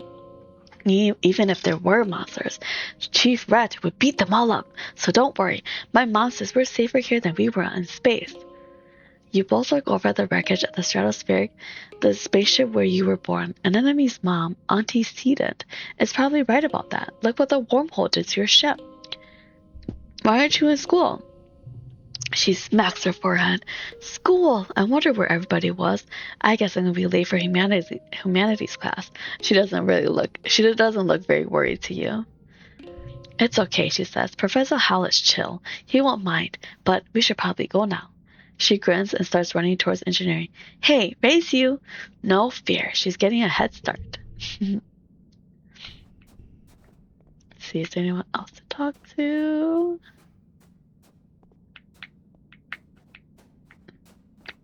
Nope. Okay. Is it here? Oh no. It must be down there again.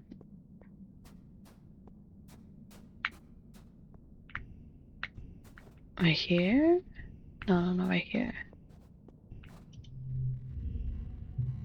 Yep. A low throbbing noise comes from the engine room, which provides power to the colony. Other corridors lead off to the teaching labs and maybe I think I've read this part already. So congruence, the ship's onboard AI beams down at you from a nearby holoscreen. Don't forget to study hard, Solana. Alright, pick an activity to do this month. Study life sciences or study humanities. Life sciences gives me +2 biology. Do I have any? +1 reasoning, +1 friendship with tangent, and +15 stress. Study humanities gives me +2 creativity. +2 persuasion. +1 friendship with tangent, and +15 stress. Let's see. Maybe I need a balance. Maybe I need to study some humanities so I can get some persuasion in. Welcome, Solana. Professor Hal greets you. I hope you're all warmed up and ready to study the glorious humanities, history, literature, language, media, and philosophy. And yes, if you're lucky, we'll have a little ancient earth poetry too. He seems excited about that last bit. By the way, if anyone is interested in taking engineering classes, please register through Congruence's scheduling system when you have a chance. She'll be helping me teach them. Today's assignment is an easy one, Hal says with a yawn, because I was up late repairing Congruence's subterminal and I could use a nap. I'm also yawning because he's saying that. I'd like you to write an essay on what the Vertumna colony means to you. Freedom, equality, democracy. My friends are all here. I feel safe here. Just doodle instead of writing. I guess we'll say I feel... Do I feel safe here though? Because I've been having dreams of things coming through. So maybe my friends are all here. You write about all your buds and the fun things you do together. When Hal wakes up from his nap, he asks a few students to read their essays to the class. Martha is annoyed that you hardly mention her. Oh gosh. Well, yeah, you aren't really friends, so get to work. Oh, okay. When you work or go to class, you'll play a quick card challenge as the month passes. Move cards to fill the 5 panes and make the best hand you can. Yes, order matters. If your total in the circle on the right reaches the goal value, you win. Depending on your card, some challenges can't be won, but you still get a reward for doing your best. Oh, okay, so the goal is 10. Bonus for flushes, same color together. Bonus for pairs, same number together. Okay. Bonus for straights, increasing from left to right. Okay. The more cards in a flush, pair, or straight, the higher the bonus added to your total. So what, this is kind of like poker? Cards can also affect each other and can be rearranged to find the best total score. Oh yeah, because there's like the little stuff like +1 things on there. So they're like boosters in a way. Alright, so the goal is 10. Aw, baby! Okay, let's see. Oh, okay, so we'll match it up. Maybe I'll put like this. There we go. Super goal. Nice, got 17 points. Victorious, worked well with this month. +1 creativity. Your skills increase when you work or go to school, with extra skills if you win the challenge, and a kudos bonus if you make the highest scoring hand with your cards. Working also increases stress, which prevents you from working if it reaches 100. To relieve stress, take a month off to relax in the quarter wings. Alright. Yeah, that gave me a lot of stress. My parents have been working from first dawn to well after dinner every day. You know, growing food is an important job and it's vital to get crops in the ground right away, but there seems to be something more than that. It's such a change from growing up in the stratospheric. We saw them all the time. You stay up and wait for them at night before going to bed. Though you can tell they're exhausted, they make an effort to spend time with you. I'm sorry we haven't seen much of you, little gooseberry. Your dad says. Your mom watches you as she works a pebble out of her gardening tiller, which also serves as a crutch. How have you been holding up? I learned some stuff in school. I'm glad to hear that, your mom says. I want you to study hard, work hard, and stay out of trouble. Your dad smiles, and Professor Hal will give you kudos if you get good grades. You can spend those at the depot once it's open. Ooh. You know, says your dad, raising an eyebrow at your mom, I think there are lots of different ways to learn, and school is just one of them. You can learn from working on a hobby or by helping a friend. Your mom shakes her head and sighs. Though you can tell she's trying to put on a gentle expression, we both agree that this colony is an experiment, and that means we're going to do things differently than on Earth. You're old enough now to start making your own decisions about your education and future, and if that means you find your own way, we'll accept that. Your dad puts a hand on your shoulder. We'll be proud of you no matter what you do. Try talking to your friends. They may have ideas for how you can spend your time. And come by geoponics, your mom adds. We could use your help. Unlock shoveling dirt in geoponics. Done. Oh, okay. Early quiet. Next month. Okay, mid-quiet. Oh, quiet season H10. Alright. We'll talk to more people. Oh, here's an enemy again. An enemy is bumping a sports ball with her wrist, trying to keep it in the air. Heads up, she shouts, and bumps the ball in your direction. Think fast. Oh, I don't have enough strength. Bounce it back. Look out, a ball is flying towards you. Bounce it back. You bounce the ball back and forth with her, trying to see how many times you can rally and keep it going. An enemy tells you about the new sports ball court, a proper regulation size court, way bigger than the little zero-G one on the stratospheric. Yet they do have more space now. Her brother Calm is coaching the junior sports ball team this year. Oh, he's so great, she says. He's good at everything, especially spiking. Oh, so is it like volleyball? He's coaching me to play. I said badminton before, but I probably meant volleyball. He's coaching me to play awesome like him. You should come with us. You should come join us. Okay. Unlock sports ball in Garrison. Oh, here's Dice again. Dice looks at his feet and pretends not to notice you. Oh, done. Oh, here's our mom and dad. Oh, here's Martz. A sharp whistle interrupts your thoughts. Hey, Solana, Martz calls out to you. Come here, I have a job for you. You walk over to Martz, who's sheltering from the snow under the ship's overhang.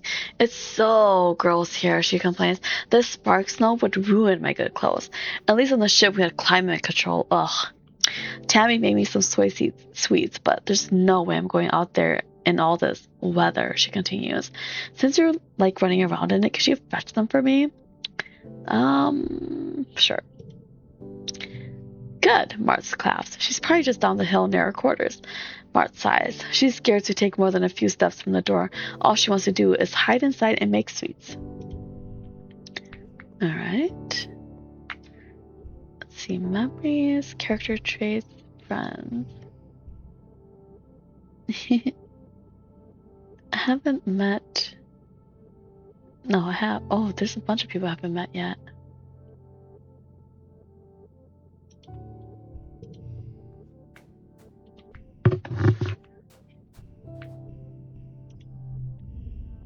Tammy is staring obliviously at the sky, smiling to herself. She startles as you approach. Oh, hello, Solana, she says, putting her hands to her chest. Do you need something? I'm here for Martz's soy seeds. Tammy smiles at you. Oh, it's so nice of you to help out Martz. She's a very important person, you know. She hands you a box wrapped in a pink and yellow scarf. One order of mango soy sweets, made fresh this morning, she says. Please tell Martz that she can have the scarf back, okay? She used some of her kudos to nano-print it for me because it's so dusty here, but I think I'm getting used to it now. Oh, that was nice of her. Tammy smiles again and tucks her hair behind her big elven ears. Martz is so cool, she says fondly. Sometimes she's kind of bossy, but I know she really cares too. Aww. I have a friend that stands up for you.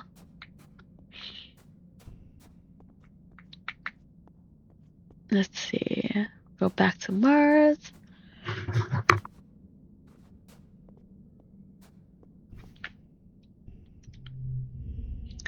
Martz put her hands out expectantly. Give it here. I ate them. I want half. If you want them, You gotta pay up. Here it is. You hand over the box of soy seeds with a smile. +5 loyalty. Martz takes it and giggles. You're such a good sidekick, doing everything I say. She opens the box and hands you a soy sweet. Your tip, she tells you. Oh, an administrator seeks looking for someone to do delivery jobs to the depot, she says. I don't want to do it. 'Cause like you, running around out there? No. Just go through there, she says, gesturing to the door behind her, and tell them I referred you. Ooh, running some errands. I don't mind doing that. I love running errands, as long as it's not, like, too repetitive. Oh. I need toughness 10 or greater, or need organizing 10 or greater. Oh, darn it, so I'm gonna have to wait.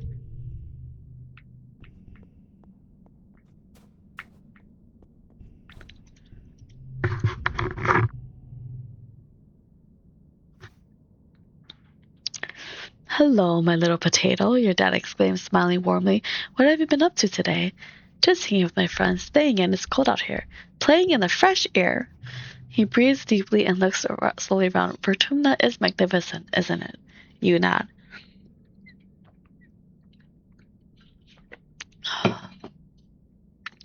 Seasons, he shouts, throwing his hands wide. I missed seasons.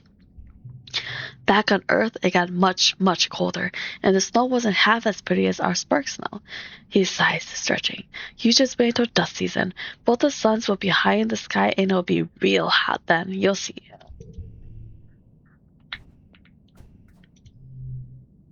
You find your mom hard at work setting up the greenhouses with a small construction crew. You've seen these plants pinned to the wall of your family's quarters for years now. These geodesic domes will house the more delicate plants from Earth, spinach, tomatoes, maybe even fruit. She takes a swig from her canteen as you approach. Looking for something to do, she asks. Remember, Solana, you're responsible for your own schedule now that we've landed. You can decide how to spend your time, so long as it's productive. She points towards the engineering wing in the back half of the stratospheric severed frame. Professor House is still expecting you in class, but a well-rounded education includes practical application. You're old enough to help with the work around here. She claps her hand on her shoulder. I've got another minute. Anything you need to know? What are you doing in geoponics? What's happening in engineering? What can I do in the quarters? What's the garrison? What's going on in command? Can I join expeditions? No, I'm good. What's happening in engineering? How's teaching classes on life science, engineering, and humanities? If you pass all your tests, maybe he'll let you work there in a few years. Your father thinks you're old enough that school is optional. I don't agree, but I'll be honest with you, she says, gesturing to the fields. We do need every pair of hands we can get. If you want to work with me here in geoponics, I suggest studying life science. If you don't have a good grasp of biology and ecology, I'm going to stick you on shovel duty. Oh.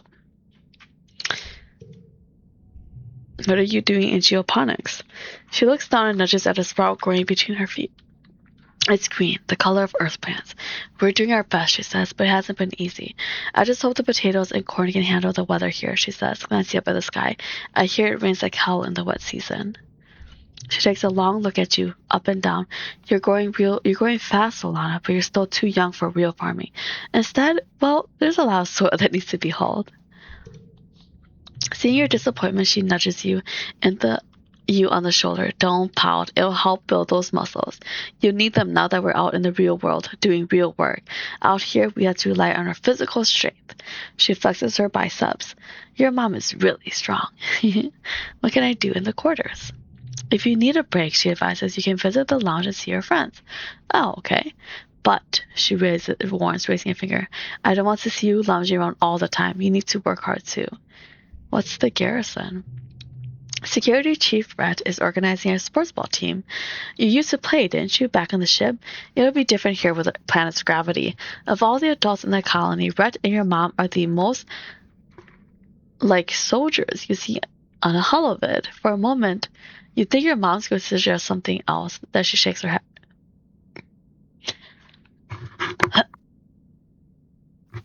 You're too young for defense training, so don't worry about that yet. Just enjoy yourself and stay out of trouble. What's going on in command? I think Zeke said they need someone to deliver supplies from the depot. They're also setting up a shop there. If you got some kudos to spend. And of course, that's where Governor Udicott works. But you shouldn't bother her. She's a busy woman and she doesn't have your mother's patience with kids. You try not to giggle. Your mom isn't usually known for her patience. Yeah, it seems. I agree. Can I join expeditions? Oh, you're too young to leave the colony. It's dangerous, she shakes her head. Your father would be worried. There's so much we still don't know about the world out there. Let the adults find out, then maybe you can join them in a few years, when you're older.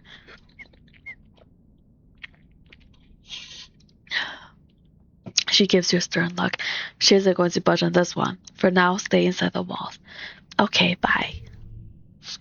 Alright. Oh, here's the doors. So this is the garrison. This is the education. You see Tammy sitting quietly near the entrance to the lounge. You've known her for, well, your whole entire life. Back on the ship, you used to play with her, where her study partner used to tease her. Let's say used to play with her. Tammy had the best doll collection. After her mom died, her dad used all his nano printer credits to print her a different doll every month for a whole year. Nice. Her ears perk up when she sees you. Oh, hello, Solana, she says. Her voice is soft and dreamy like a beam of starlight. Do you want to play dolls? I sure do. No, you don't think Tammy will ever be too old to play with dolls. If anything, she has even more of them now. She takes you to her quarters and brings out the entire Spacey Stacy doll collection. A disturbingly realistic baby with real bowel movements and two super fancy posable dolls named Lily and Tilly who can be programmed to move on their own. Tammy isn't very good at the programming, so Lily and Tilly just roll around awkwardly when you turn them on. You cover quickly by saying they must be breakdancing at a club. The two of you spend the afternoon making up stories of their rise to stardom as professional dancers.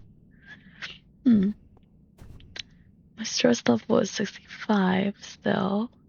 What is this kudos, reputation-based currency? Okay, let me go in the lounge. Okay, the ship's quarters are where everyone sleeps, eats, and hangs out. The private bedrooms are small. You share one with your parents. So colonists spend most of their time in the big common area. There's a lounge and cafeteria and a crèche where all the little kids and babies are raised communally. I guess let's...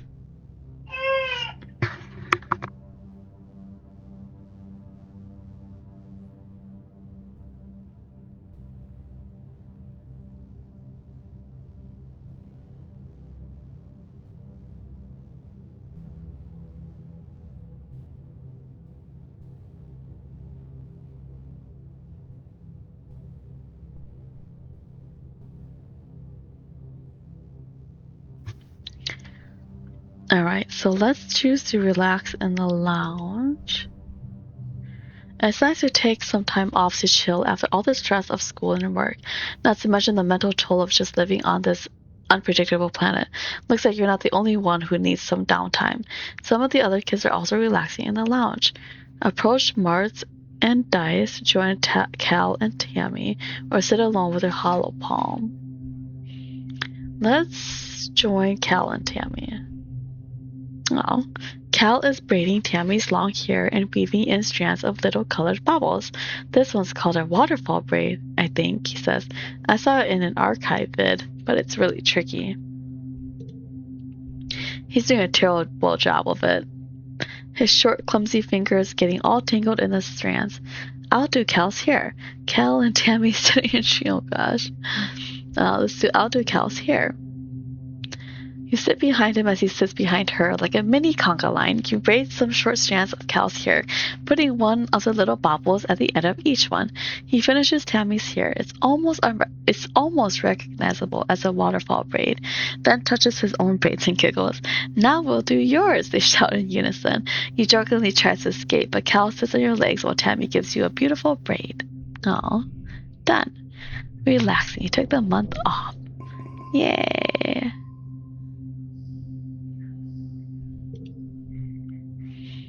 This week you had a few more bouts of deja vu, remembering what somebody is about to say or do just before they do it.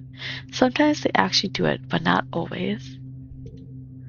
This morning you were sure Professor Hal was going to trip on the uneven floor in the cafeteria and spill his plate of hash browns.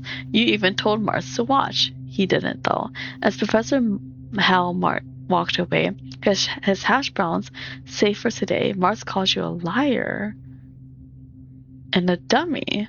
What? Why is she saying that to me? What did I do to her? Look at this food. Look at that tentacle right there. At night, your dreams are all mixed up with stuff that you know can't be real. You're chased by monsters the size of buildings, only to be saved by strange people you've never met.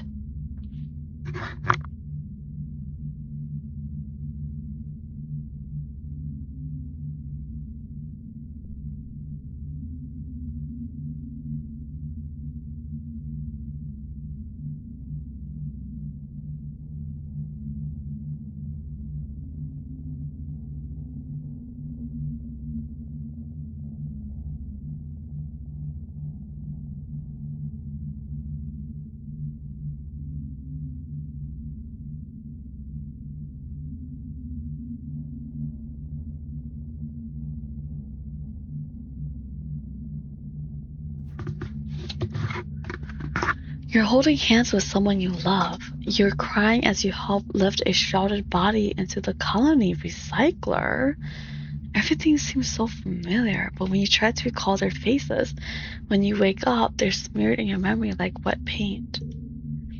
But what if those things haven't happened yet, but they will someday? Anytime you try to tell someone, they think they're playing a trick or that you're sick and need to go to medbay.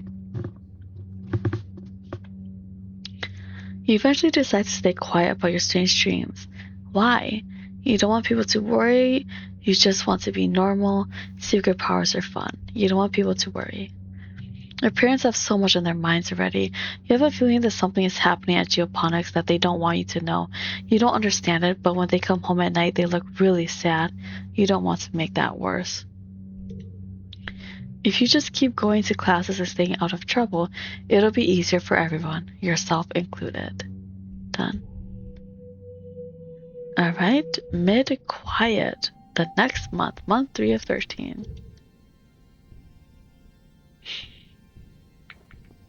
Alright, let's talk to Tammy. Oh, Cammy? No. Tammy has barely left the safety of the ship's quarters and lounge since you landed. Okay, so she's saying the same thing again. Okay, let's talk to Tangent. Tangent is hunched over her hollow palm, frowning and poking angrily at the air. She speaks without looking up at you. Professor Hal wants us to prep a list of native flora with pictures. There should be a catalog on the colony HoloNet, but I can't find it anywhere. Plants? Try looking outside? I'll help you find that catalog. Let's make our own list. I'll help you find that catalog? Yay! You launch your own holopalm and start searching the colony's HoloNet archives for a list of autumnal plants and animals. 10 minutes later, and you find it buried under Survey, Logistics, and Expeditions Net. Okay, so I got +1 organizing. And +2 friendship with Tangent. An enemy passes by and pulls a face at the two of you. Hey, Hollow Nerds, she shouts. School's over. Come play sports ball in the sunshine. Tang just rolls her eyes. Oh, I have a nickname for her now? Alright. Let's go talk to an enemy next. An enemy is running around the sports ball court, touching her hands to the ground at each corner. 18, she counts. 19. When she reaches 20, she collapses into the grass and checks her hollow palm. I'm training, she explains. My big bro Calm says, I have to get my legs climatized to the planet if I'm gonna be team captain like him. I don't have enough strength to train. Toughness is 20, dang. My toughness is only 1 so far. Okay, I'm done. I wonder if, like, once I play through the years, if I replay it, do I still get, like, still get the same amount of, like, I don't know, strengths and stuff like that? Like, because I don't even know how I would get 20 toughness already if I were to play at this moment. Alright.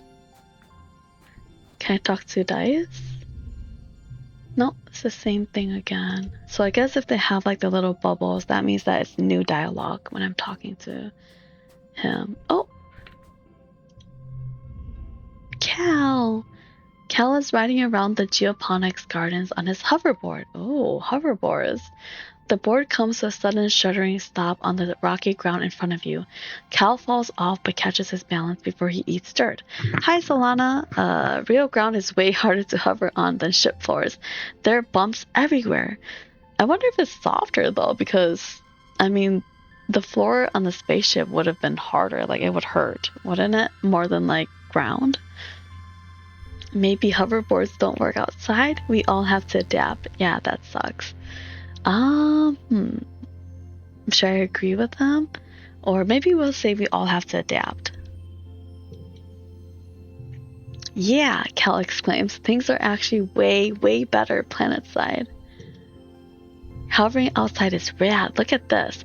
He runs over to a small depression in a nearby hill and presents it like it's something amazing. Look at this. It's a skate ball. Oh, cool. Can I try? A what now? Yeah, let's try it. Oh, I gained some strength. Or toughness. +1 toughness.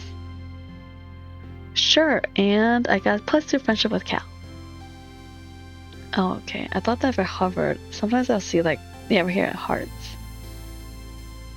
Sure, but please be careful. Mom says if I break my hoverboard, we can't make another one. You take turns riding around the bowl, trying to get up enough speed, going down one side to come back up the other. You don't land any tricks. It's hard just staying on the board with this uneven ground, but it's still fun. Oh, I wonder if we have a hoverboard too, or no. Alright, so no dialogues with our mom and dad. No dialogue with Mars. Anything in here? So I can't apply to deliver supplies yet. I need either toughness 10 or organizing 10. And I only have 1 and 2 so far. So I guess when I'm older, I'll be able to do that. I'm clear-minded. Oh yeah, I don't have any stress right now because I took a month off. Alright, let's do some more learning. Looks like those are all the people that I can talk to. I wonder if when we grow older, we'll be able to meet more people, because I like only see such a limited amount of people. Alright, let's see. Register for engineering classes. Oh, should I register for engineering classes? Does that change my options down here? I guess let me try that. Oh, okay. Using Congruence's HoloNet scheduling system is almost a test on its own. You feel like a hacker navigating the confusing interface, but manage to add your name to the list of drop-in students. Okay, you're now eligible to join Tangent and some of the older students' engineering classes. Ooh, okay. +3 engineering. Yeah, my engineering and my reasoning are higher. Oh, wow, my engineering is already at 20. My empathy is at 11. Creativity is at 4. And persuasion is at 2. Okay, so going to classes does increase them more. Wait, what? Can I do them now? Okay, here we go. Okay, so study life sciences increases 2 biology, 1 reasoning, and 1 friendship with tangent. Studying engineer does 1 engineering, 2 reasoning, and 1 friendship with tangent. And then humanities is 2 creativity, 2 persuasion, and 1 friendship. Maybe, let's see, I'm at, what did I need? Was it organizing and toughness for the delivering? So I can't do that yet, right? Was there organizing here? +2 biology, study of plants, biochemistry, and the human body. I guess maybe I should try some biology too. I don't know what pathway I want to go through yet because I'm not sure. Okay, let me try. Yeah, let me do some life sciences for now and see what that might open up for me in the future. Good afternoon, my burgeoning biologist and up-and-coming chemist. Professor Hout welcomes you back to your old classroom. This afternoon we'll learn what I like to call the wet sciences. He gestures to his hollow-projected lesson plan. Biology, chemistry, medicine, ecology, and geology. You'll learn a little bit of everything, with opportunities for further study in your favorite field. Okay. Late, quiet. Oh, okay, here we go. Looking for more difficulty? This harder card challenges option will keep you on your toes. Want to focus on the story? This will replace future mini games with a quick coin flip based on your agent skills. You can change either option anytime from the settings. I do want to try the card challenges because I want to see how that's like. Let's turn that on and skip card and shit. Yeah, leave that off. Let's do done.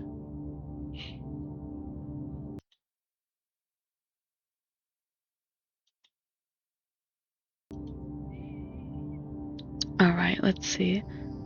Oh, my stress cry. Okay, so we'll do wondering. Oh, we can do a straight.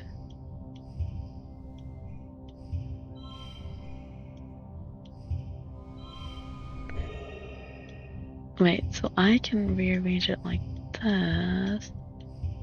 Would that give me a higher point? How about if I swap it around? Okay, so it's the same. Alright, so we win. Victorious! Yes! Ooh, I got +6 biology. And plus an additional +4. Nice. And then +1 reasoning. And +15 stress, of course. Late quiet.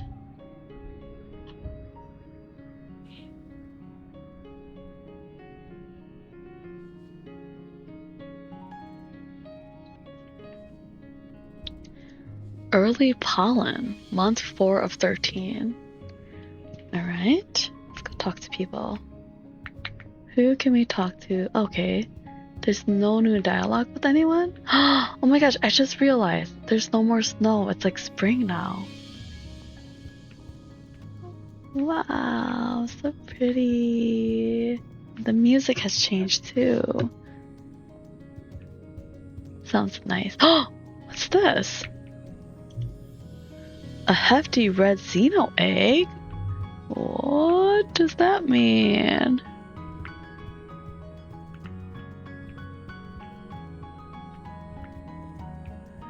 Is there anything else around? Oh look, Tammy's out here now. Wait, can I talk? Will it change the dialogue? Oh. Tammy's dad is the head of expeditions, which means he out surveying the jungle every day. This morning you see her crying in the doorway as he leaves. I don't like when he goes out there, she sniffs after he has gone. But he is so brave, and so are you. That's why I like you, Solana. Aw. Perform a random act of kindness. Here, I got you a present.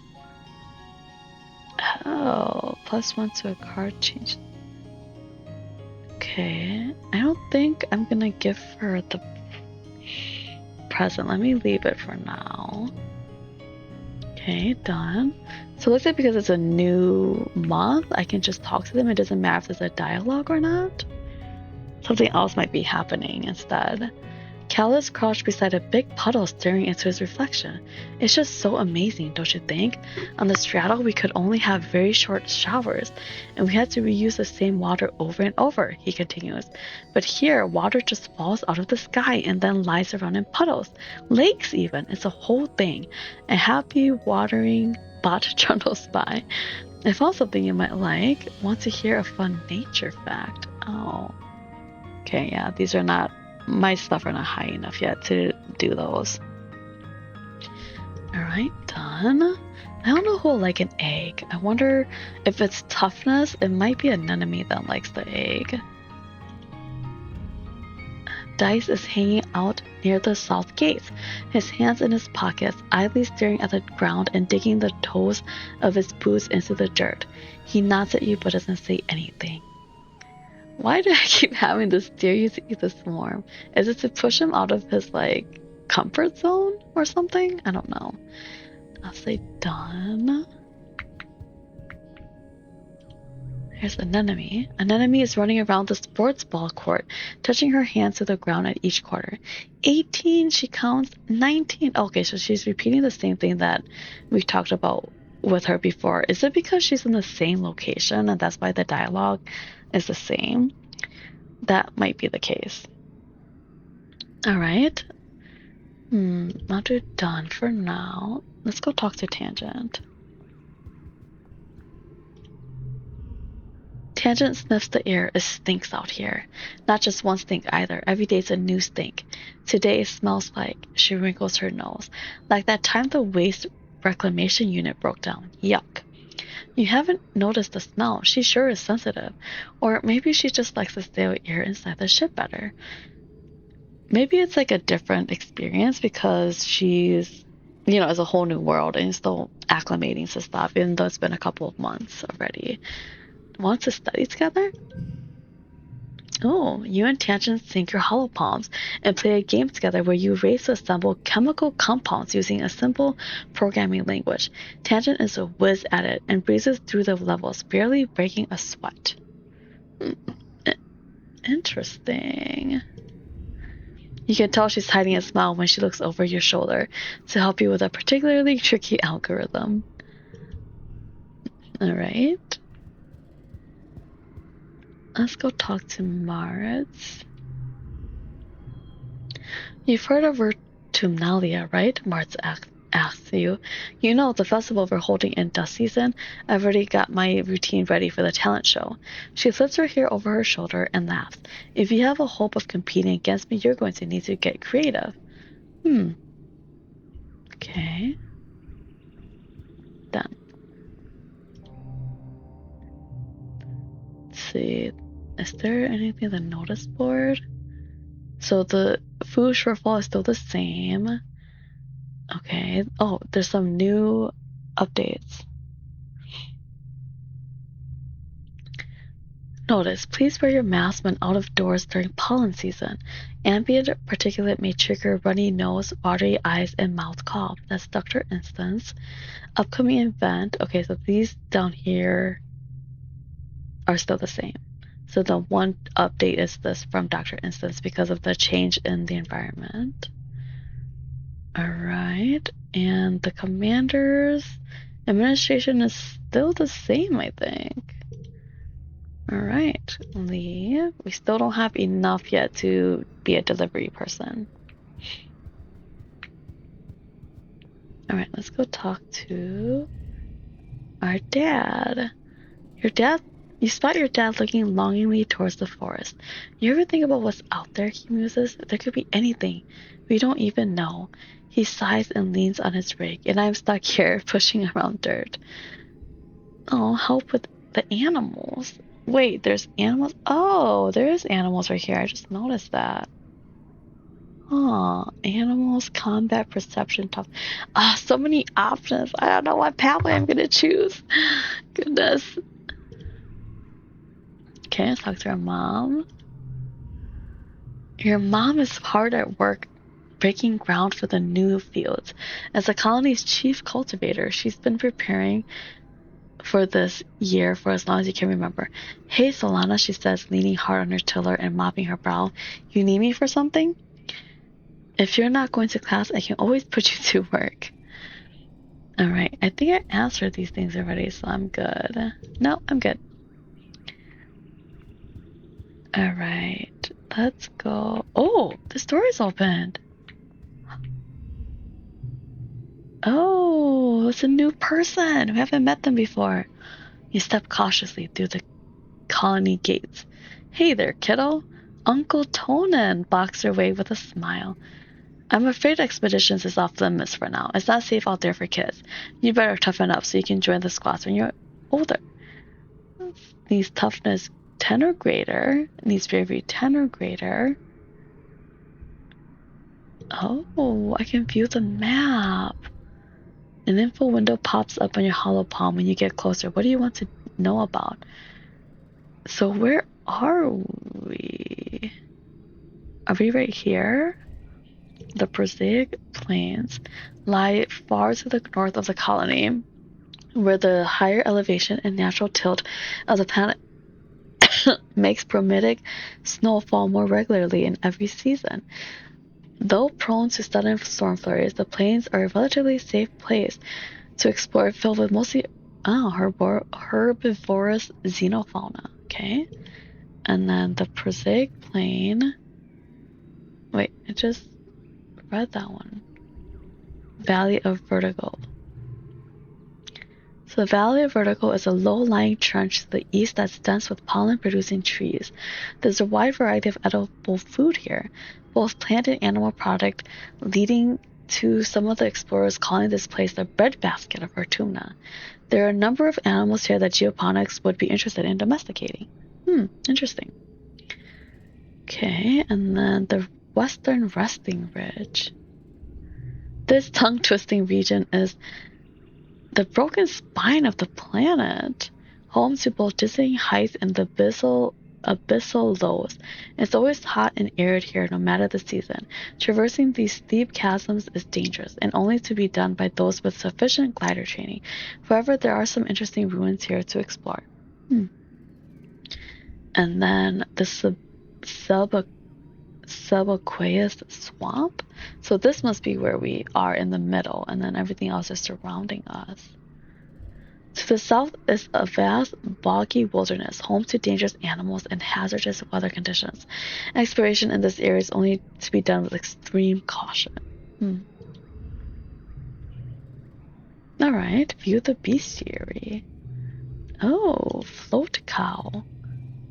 These cumbersome-looking creatures are actually lighter than air due to large helium sacs on dorsal and ventral sides. Careful balancing of helium and urine allows them to control their elevation. It'd be cool if we could see like pictures of them, or is it because we haven't seen them yet in person? They produce a salty, high-protein, milky substance for feeding their young that is also nutritious for humans. Hapai? A communal creature with two disparate set of eyes and one strong foot used for both locomotion and defense. Though harmless, these small warriors can be fierce in groups. Manticore. Highly intelligent and predatory. Their plumage changes according to the season. Their bodies are composed almost entirely of dangerous weapons. Do not approach. Oh. Alright, guess we'll leave. We're too young. Don't have enough strength yet. Okay, I think that we're going to go and study some more. Or, let's see, if I go to the garrison. Oh. Okay, so if I play sports ball, I get +2 bravery, +1 toughness, and +1 friendship with an enemy. I think I'll do that. It's a small team led by Security Chief Rhett. Was enough to keep the peace on the stratospheric. To stay busy, they also ran the exercise gym and sports ball courts. Here on Vertumna, the garrison has expanded fast. They're building a huge wall around the colony and have an outdoor firing range and a big covered dojo. And best of all, a regulation-sized sports ball court. Okay, let's play some sports ball. An enemy meets you on the court. She's bouncing from one leg to the other in excitement. My brother Calm is organizing the youth team, she tells you. Kombucha offers you a high-fiving greeting. So that's his full name. Then tosses a sports ball your way. Let's start with a practice game to see what you're good at. You and an enemy are team captains. Pick your team. Okay. Oh goodness. An enemy used to practice with Cal and Martz on the ship. But Tammy? You're surprised to see her here. Yeah, interesting. Calm will fill in to even up the teams, but he promises to go easy on the other side. Let's choose. Maybe we'll choose. Let's choose Cal because we've played with him before. He plays on the hoverboard, so I'll choose Cal. Mind if I play goalie? He asks. Sports ball is fun, but I don't really like to score against the other team. An enemy chooses Kombucha, of course. They bump fists. Your next choice, I'll choose Tammy. Cal said I should join, but I'm not very good at sports. Where should I stand? She asked quietly. You aren't sure. You assign her to tackle back and tell her to stick like glue to the opposing team spiker. Maybe she'll get in their way instead of yours. You face off 3-on-3. Ooh, okay. Is this gonna be like a mini game? Start the game. Toughness check. Okay, so it's another card game. Story challenges have 3 rounds instead of 1. After every round, you'll keep the cards you didn't play and unlock an extra slot to play them. Losing isn't always a bad thing in story challenges. Okay. Oh, and I have this Xeno egg too. And the sun medallion. So can I use these as well? Alright, let's do this. And these two. Or giggling first words. I still don't really understand the cards too much yet. Okay, I guess I can't use these. Oh, okay. So I'll do all the blue ones. Okay, next round. Okay, so it increases. Let's do a straight with an absorbent brain. Does that do anything? Or I can do a wandering. Okay, I get 10. Was that the same as this? Oh, they're still the same. Because I'm getting +2 for straight, and then +1 for 2 of a kind. Okay, let's do that. And then our last one is crawling, tangents focused.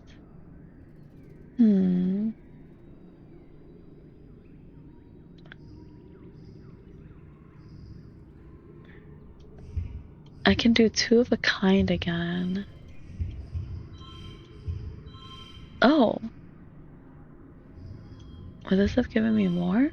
Oh, this? That's 12. How about if I put it over here? Because it's red. Yeah, there we go. We got the same colors and then the same numbers. Nice. +1, kudos. Nice. Tammy tackles an enemy in a brilliant takedown that surprises everyone. She really took to her role as an immovable object. Cal makes an amazing jump save, but is winded when the ball hits him in the chest.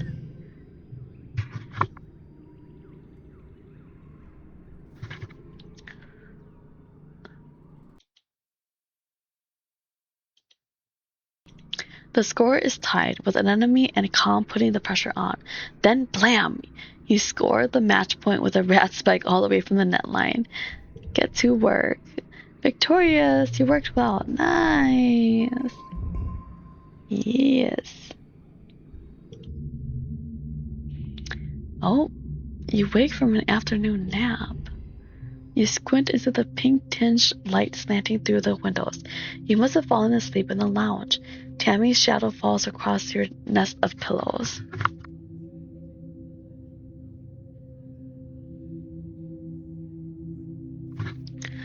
Oh, I'm sorry, Solana, she says, giggling. I didn't mean to wake you up. It's just so nice outside. With pollen sparkling in the sunlight, I wanted to open the windows. You rub your eyes blearily. Ugh, you were having the weirdest dream. Since you're awake, you should visit the cafeteria. Auntie Sedent is making a new kind of candy. She says it's made of cotton, like cotton candy. Isn't that weird? I have to go tidy the crush first. Then I'll meet you there. Save some for me, okay? Tammy skips off towards the crush, humming to herself. Go get that free candy. Yeah. Oh, there's Auntie Sedent. In the cafeteria, Auntie Sedent is cheerfully handing out masses of pink candy, puffy and soft like clouds. Oh, Solana, she says, handing you a wand with some candy spun around the end. Here, try some of this. We used to have it on Earth. Oh. You pull off a piece and give it a taste. It's so sweet at first that your mouth puckers. You've never tasted anything so sweet and so real. It's not like all that the sweet soy sweets that the kitchen nano printer can make. It melts in your mouth, leaving a gritty residue on your tongue. You wait until everyone is gone, but Tammy never shows up. What happened to Tammy? You look down at the cotton candy in your hands. It's wilted a little from the humidity, but it's kind of like her hair, you think. Pale, pink, and so soft. You keep some to give to her later. Ooh, okay, so I can give it to her. You're relaxing in your family's quarters after dinner. Your mom had to run off on some kind of council business, so you and your dad are playing a hollow game together. When you're just about ready to head off to bed, your mom returns. You can tell from the defeated slant of her shoulders that something has gone terribly wrong. Ugh, why does everything seem so ominous? Your dad starts to ask her what's happened, but she waves him away and approaches you. She sits down and takes your hand. Oh no. No. Holding it between her two strong, dirt-creased ones. No. Solana, I'm so sorry to have to tell you this, she starts. I don't even want to read further. What's going on? Her mouth quivers as she swallows, working at her next words. There was an accident this afternoon in the crutch. I don't know if I'm pronouncing that right, but... What the heck? What is this? Your friend Tammy has died? Oh my gosh. Oh, what? You tried to understand her words. Tammy? Dead? So I shouldn't have left her? I should have just stayed with her? That's not possible. You suddenly remember the cotton candy you were saving to give Tammy. Pink and fluffy, just like her hair. You put your hand in your pocket to get it. But what comes out is a sticky, dark red lump of hard goo. You stare at it, your mind blank. Oh my gosh. Oh no, look at me right here. I'm sad. Oh, I want to know though what happened. Ask what happened. Your mom tells you as simply as possible that Tammy was killed by an electric shock from a broken holo projector. It was just an accident. You press her for more, for an explanation. A little girl is dead, someone you've grown up with, someone so much like you. She wasn't sick or anything. You just saw her this morning. She was right there. Why? Your mom's eyes are sad when she tells you. Sometimes there's just no reason why. You aren't used to dealing with death, and you don't know what you're supposed to say or do. You sort of mumble okay, then get changed and crawl into bed, a full hour before your bedtime. Oh. You try to fall asleep, but you toss and turn for hours. You eventually drift off to fitful dreams of that small, sticky red lump of cotton candy. Oh my gosh, that's so sad. Oh no, why did that happen? Mid-pollen, month 5 of 13. Alright, well, I don't want to end off on a sad note, but I'm going to end off on a sad note because I'm getting tired. It's late now for me, but I was actually just playing the demo for this game, and it's been fun so far. It's sad though. I'm saying fun, but it's sad. I feel like it's gonna be a sad journey for me if I decide to buy this game and play it further. But I feel like I'm gonna really enjoy the character development. The card game, I feel like it reminds me of like poker in a way, because you have to match and do straights and stuff. So I'm not sure how I feel about that right now. But character-wise, it seems interesting so far. So I don't know. Maybe I will buy this game. I'm not sure yet, and play further. I guess we'll see. But thank you for joining me on my stream, and I'll see you next time. Bye!